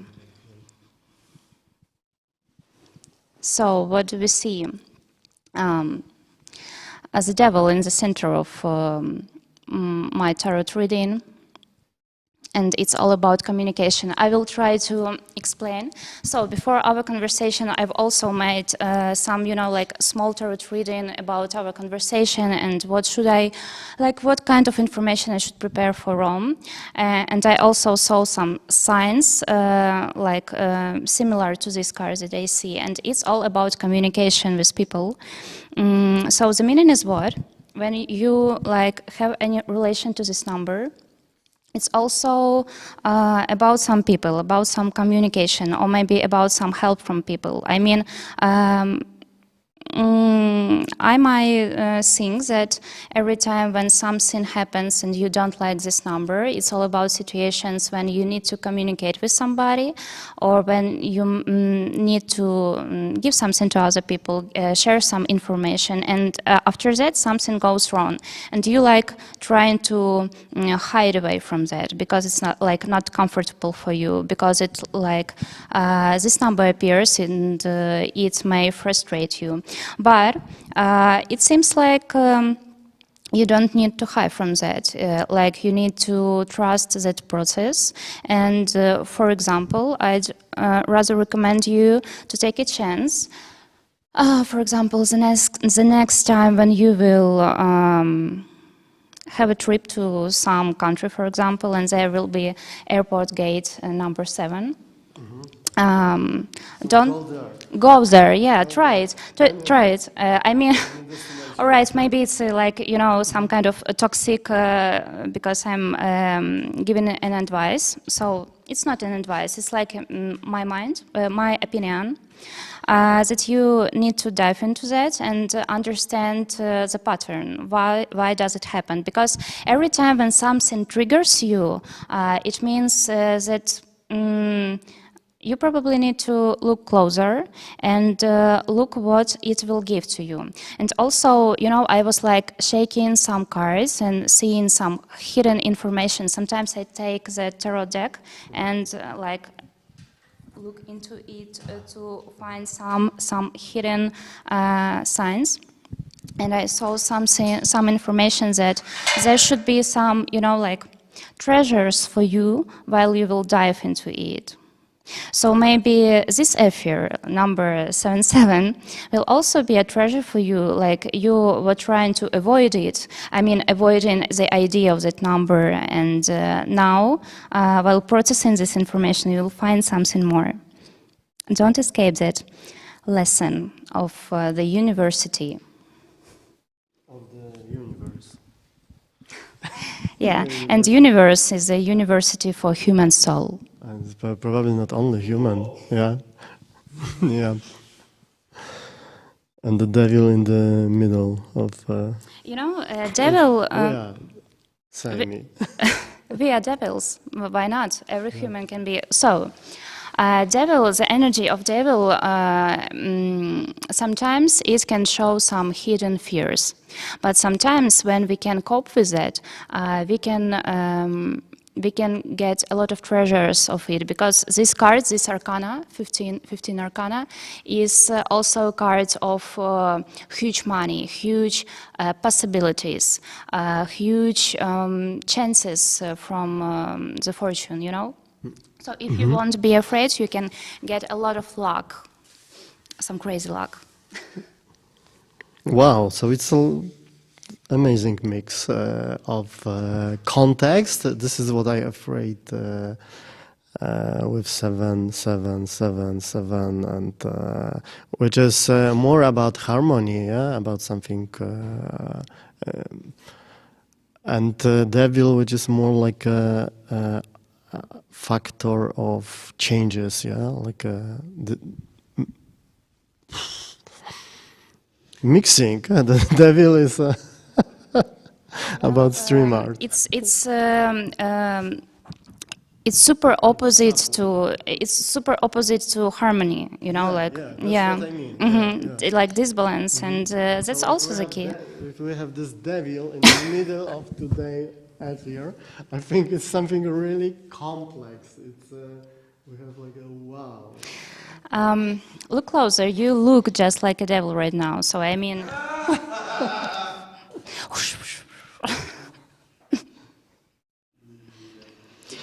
It makes a lot of sense. Well, but when I'm talking about 7, let me tell something more. I've also told that this one is a sacral number.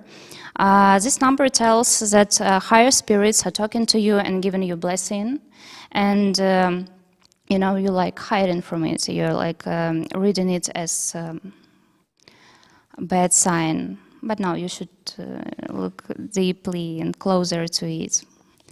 Ta-da! Thank you. Okay, so it's really big support. Thanks.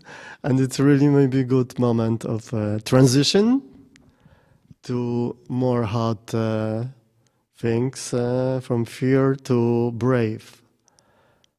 And the next epic story chapter we have in our FYR is a Western I produced, or UKRAiNATV produced this year, 17 minutes long, shot in Guanacaste in Andalusia, which is really a place where many spaghetti westerns used to be produced in the past. Beautiful, beautiful white village, Andalusian village in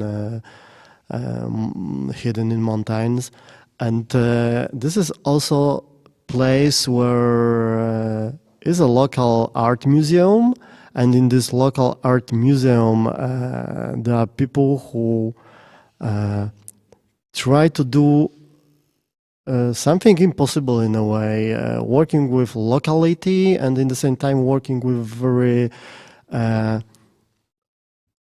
important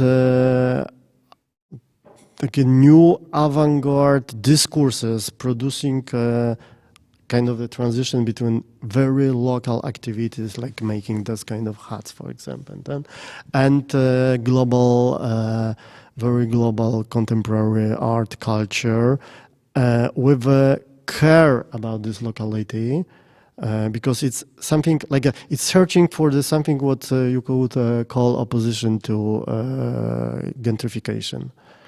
And like all colonial and capitalistic activities in front of weak localities, and that's transition, that it's opposition between very local and very contemporary global, with very traditional and very progressive. They really connect together and they work there, and they are also partner for our next year long-term collaborations, research project that we will do together. So this is also kind of a maybe good moment to say about this, good moment to show this film. Of course, it's not really Western, but I call it Western. There is, it was pleasure to edit this after the visit in Guanacaste in the summer, together with Alex Murray-Leslie, half of Chicks on Speed band. Greetings to Alex, and we went there. We had like a few days research there and meetings because of this next year collaboration. And also this is what was very important then. There was meetings with people who live there, also like people from there, from roots there, with roots there, and also with artists who stay there for longer, who move to this village. And this is kind of a dialogue between Alex and Carlos Re, who is like a protagonist of this Western. And Carlos came from Argentina, spent many years as a very well and active international, successful international artist. And then he moved there. He moved there to spend maybe the rest of his life with kind of the calm, slow way, out of market of art, out of competition, ideology or activity, out of like with slow, calm, and in the same time with kind of the strong statement to looking for himself there. And this movie is about this Carlos Re. Let's have it. now.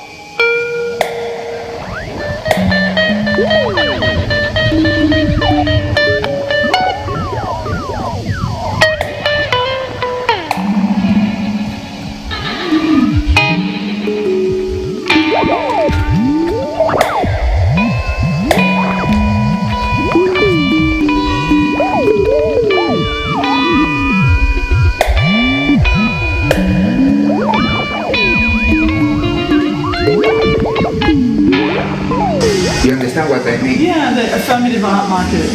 Because they are making something. They are making something that has nothing to do with the creation, you know, with creativity. Yes. And to be involved in the creativity, you have to die. Yeah. You have to die in yourself first. Yeah. Get rid of your ego. That is the mind. Totally. You know. That's why I work with other people. Yes. They make you do that. Yeah. And I died already. You know. Yeah. The art doesn't interest me. I have a lot of knowledge about. Yeah. But I arrived to a moment that I say I don't want anything.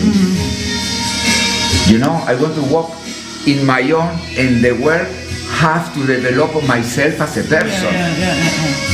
I cannot stay always looking for motivation outside of me. You know, or the community. Huh? Yes, Around exactly. here. But if you decide to be an artist and to be with because to be an artist, what is to be an artist? Well, tell me. Well, I think it's about responding to issues in the society. Perhaps. To nothing. No, not to do nothing. Responding to nothing. To nothing. Responding to yourself first. Because what you're looking is your inside. What you're looking is to be going to a better place in yourself. With other people. Also. I see us as having to, we've got this big weight and we have to carry it, you know? And that's our job as artists, to move society forwards into a better place. And if you want to do it or not, you have no choice. But you've been chosen to do it. We have to be in ourselves, in finding ourselves in better place. Also. First. Together. First. Preparing. And after automatically it's coming. You will show me something and then I can grow to my next place. Well, but I'm working with myself. Yeah. All the time. Okay. All the time. Yes. I surrender to myself all the time. I don't want to belong to the institution. No, me neither. No. I don't want to belong to any institution because I was fed up living in Holland and working in Germany and everything. And I was fed up of all the people coming that they were enlightened. You know, I say, what you are telling me? It was very funny. I say, no, that is what I don't want for myself. My art, really, for me, is a temple, you know, because I found myself through this. I growing up through this. Then for the rest, you can do whatever you want, but the work is already done. I grow as a person, and how more I grow in myself as a person, I can offer you something interesting. Otherwise, it's not possible. Otherwise, it's not possible because we try to say to the other people what they have to do, but what are we doing? Well, we the question. Ni we. Me, we. Yeah, but, yeah, but Because I can't, like, I work in a collective for 27 years, and it's about the dialogue, no? The we, and where you go is the we, because I in can this only go society, one way, and it's true. It's true. It's true. But this kind of society, what we are living, are very desperately looking for individualism. oh yeah, I know. They are desperately looking for individualism, and that's why we cannot be together. They manage that we are totally independent And separate. totally separate, Lonely. lonely, Yeah. very lonely. Yeah. But then I say, okay, I will be very lonely. I will be totally in myself, and I don't need anything. You understand? Yeah, I only need to paint, only that. I need to paint. And that I'm growing and growing and growing and confronting with myself. And then in that, I can offer you a connection. A connection. Yes, a connection. With the emptiness, you know? Yeah. Because there we are one. I honor the space inside of you. I honor the space inside of you, where all the universe exists. Yes. I honor the space inside of you, the peace, love, light, and tenderness. I love you, that peace inside of you, because when you are there and I'm there, we are one. Yeah, then we're together, then we're the we. You understand? Yeah. And that is what I understand of life. That is the way I understand life. How do you, can I ask it, how do you share this? How do you share this with, are you? I'm sharing with you. No, I know, but I mean, like, you know, this, I mean, yeah. Which one? This one? I tell you. I tell you this. Yeah, this was what you just did. I tell you, this is the last, it's not finished, but listen, I was 6 days in the hospital because the sodium was very low. And then they have to investigate why the sodium was very low. Sodium, like Sodium, yeah. And you know that I will tell you now about this picture. The doctor came to me, I was in the room, in the hospital, and he said, can be nothing and can be a cancer. I said, Carlos, you are already in the shit. I said, let's see. And then I start thinking, because those 6 days, I was walking between the window and the door of the room. I was all the time walking like this, thinking. I say, Carlos, are you ready to leave this planet? I say, yes. Really? You said yes? Yes, I say yes. Okay. Why? Because I did all what I have to do, what I want to do. You know? And Saturday, I was frightened. I must tell you, because I was confronting death. I was confronting death, and that is what we have to do. Yeah, but maybe it's a bit early. No. No, my sister is in the same position. But confronting death makes your life grateful. Yes, great. Because we are running from there. We are all the time running from there, you know? Yeah. And then I say, come. May I see you? Yeah, I say, you are there. Facing. Saying, you are there. Yeah. Okay. But still, wait a little bit. Yeah, I understand. Yeah. You see? Yeah, I do. Yeah. And then, Saturday, I was painting the picture.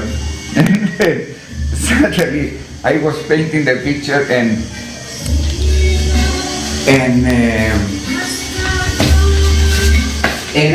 I was crying painting the picture, you know.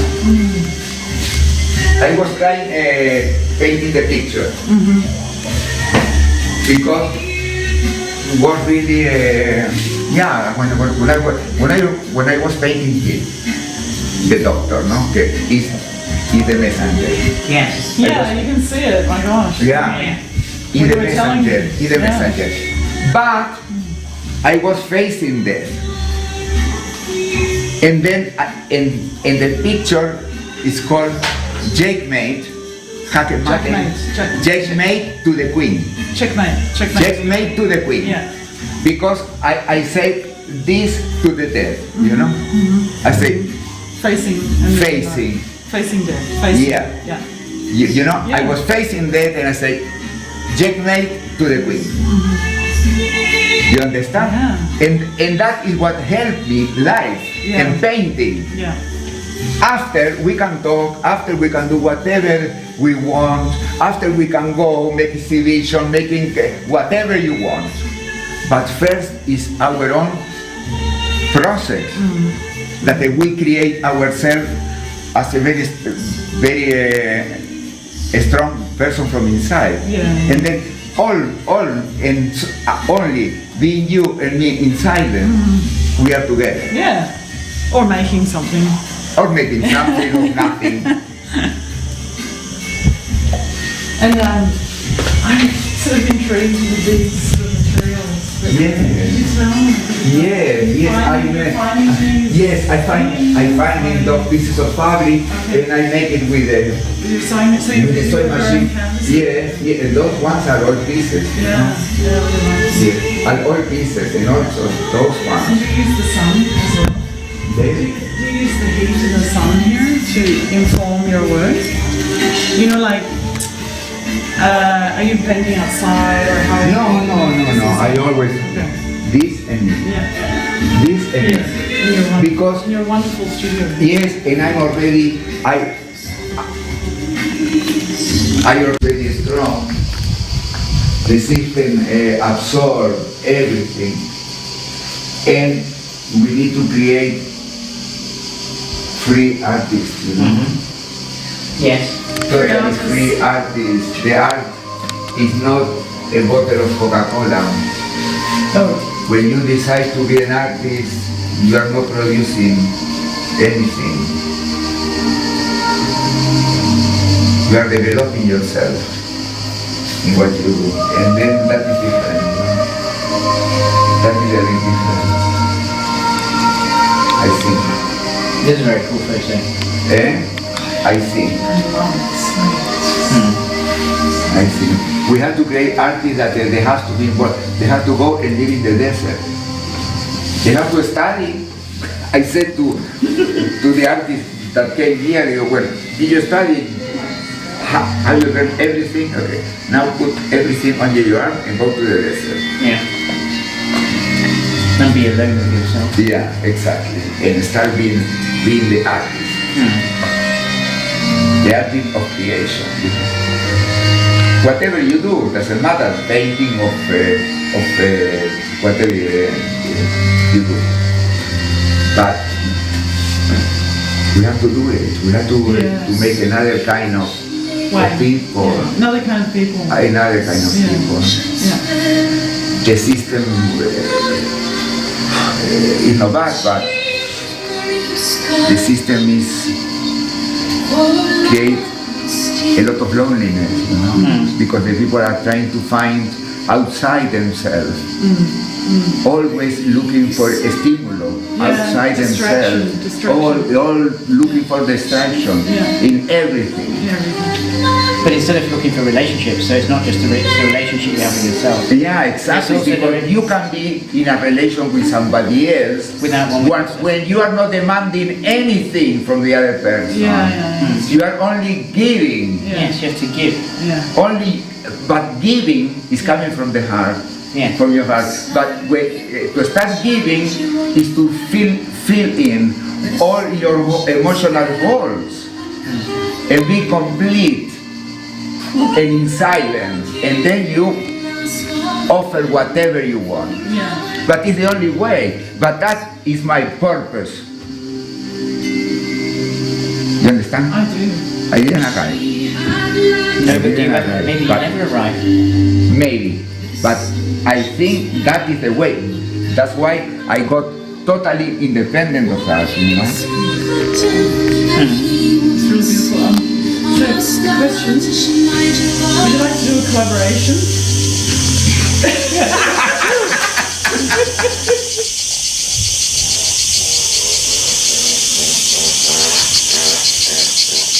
Checkmate. Checkmate. To the queen. Oh, to the queen. To the Absolutely. queen. Yeah. Important. You are okay, I'm okay, but stay a little bit there. Stay there. Wait a minute. I have to do something else. On that note. I like that.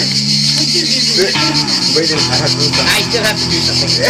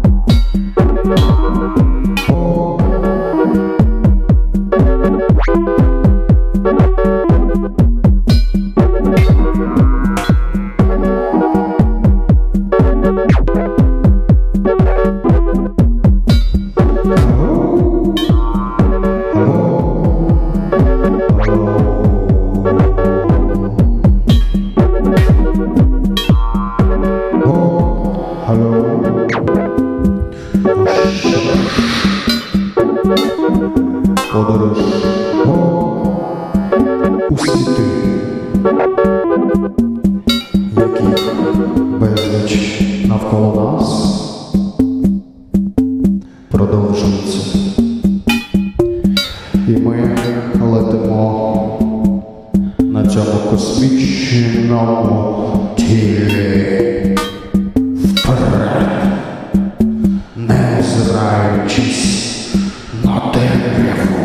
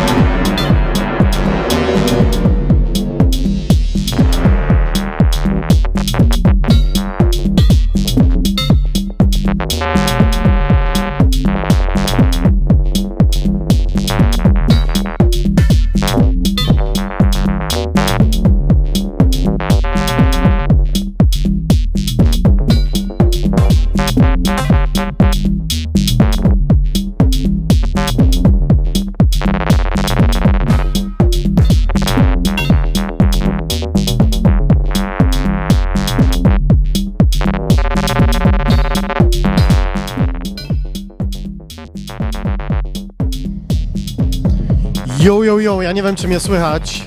I wanna say thank you for cyfra 7 i ile nas tutaj jest? Raz, 2, 3, 4, 5, 6, 7, 8 and people who, and not only people who took part today in today's affair.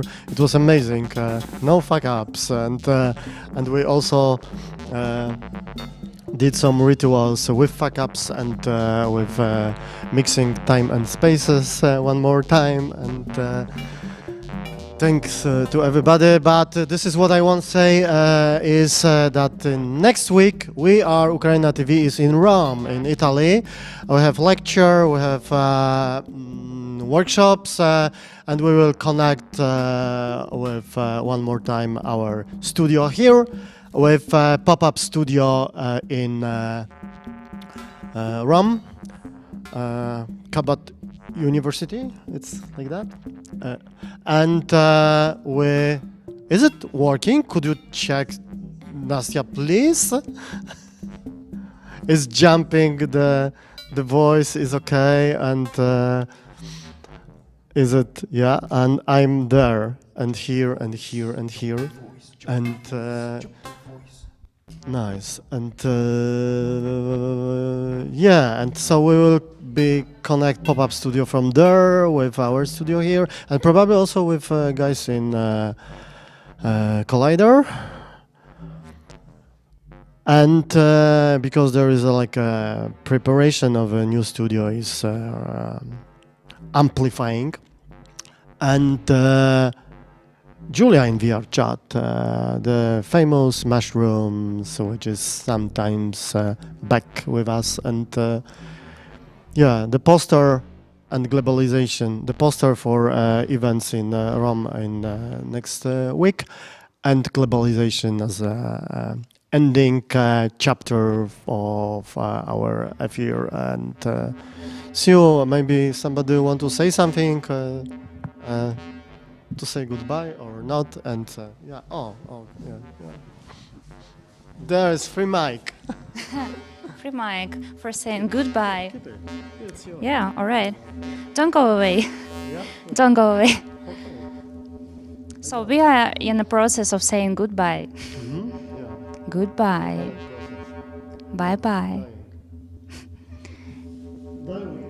Diving and dying are the same energies, actually.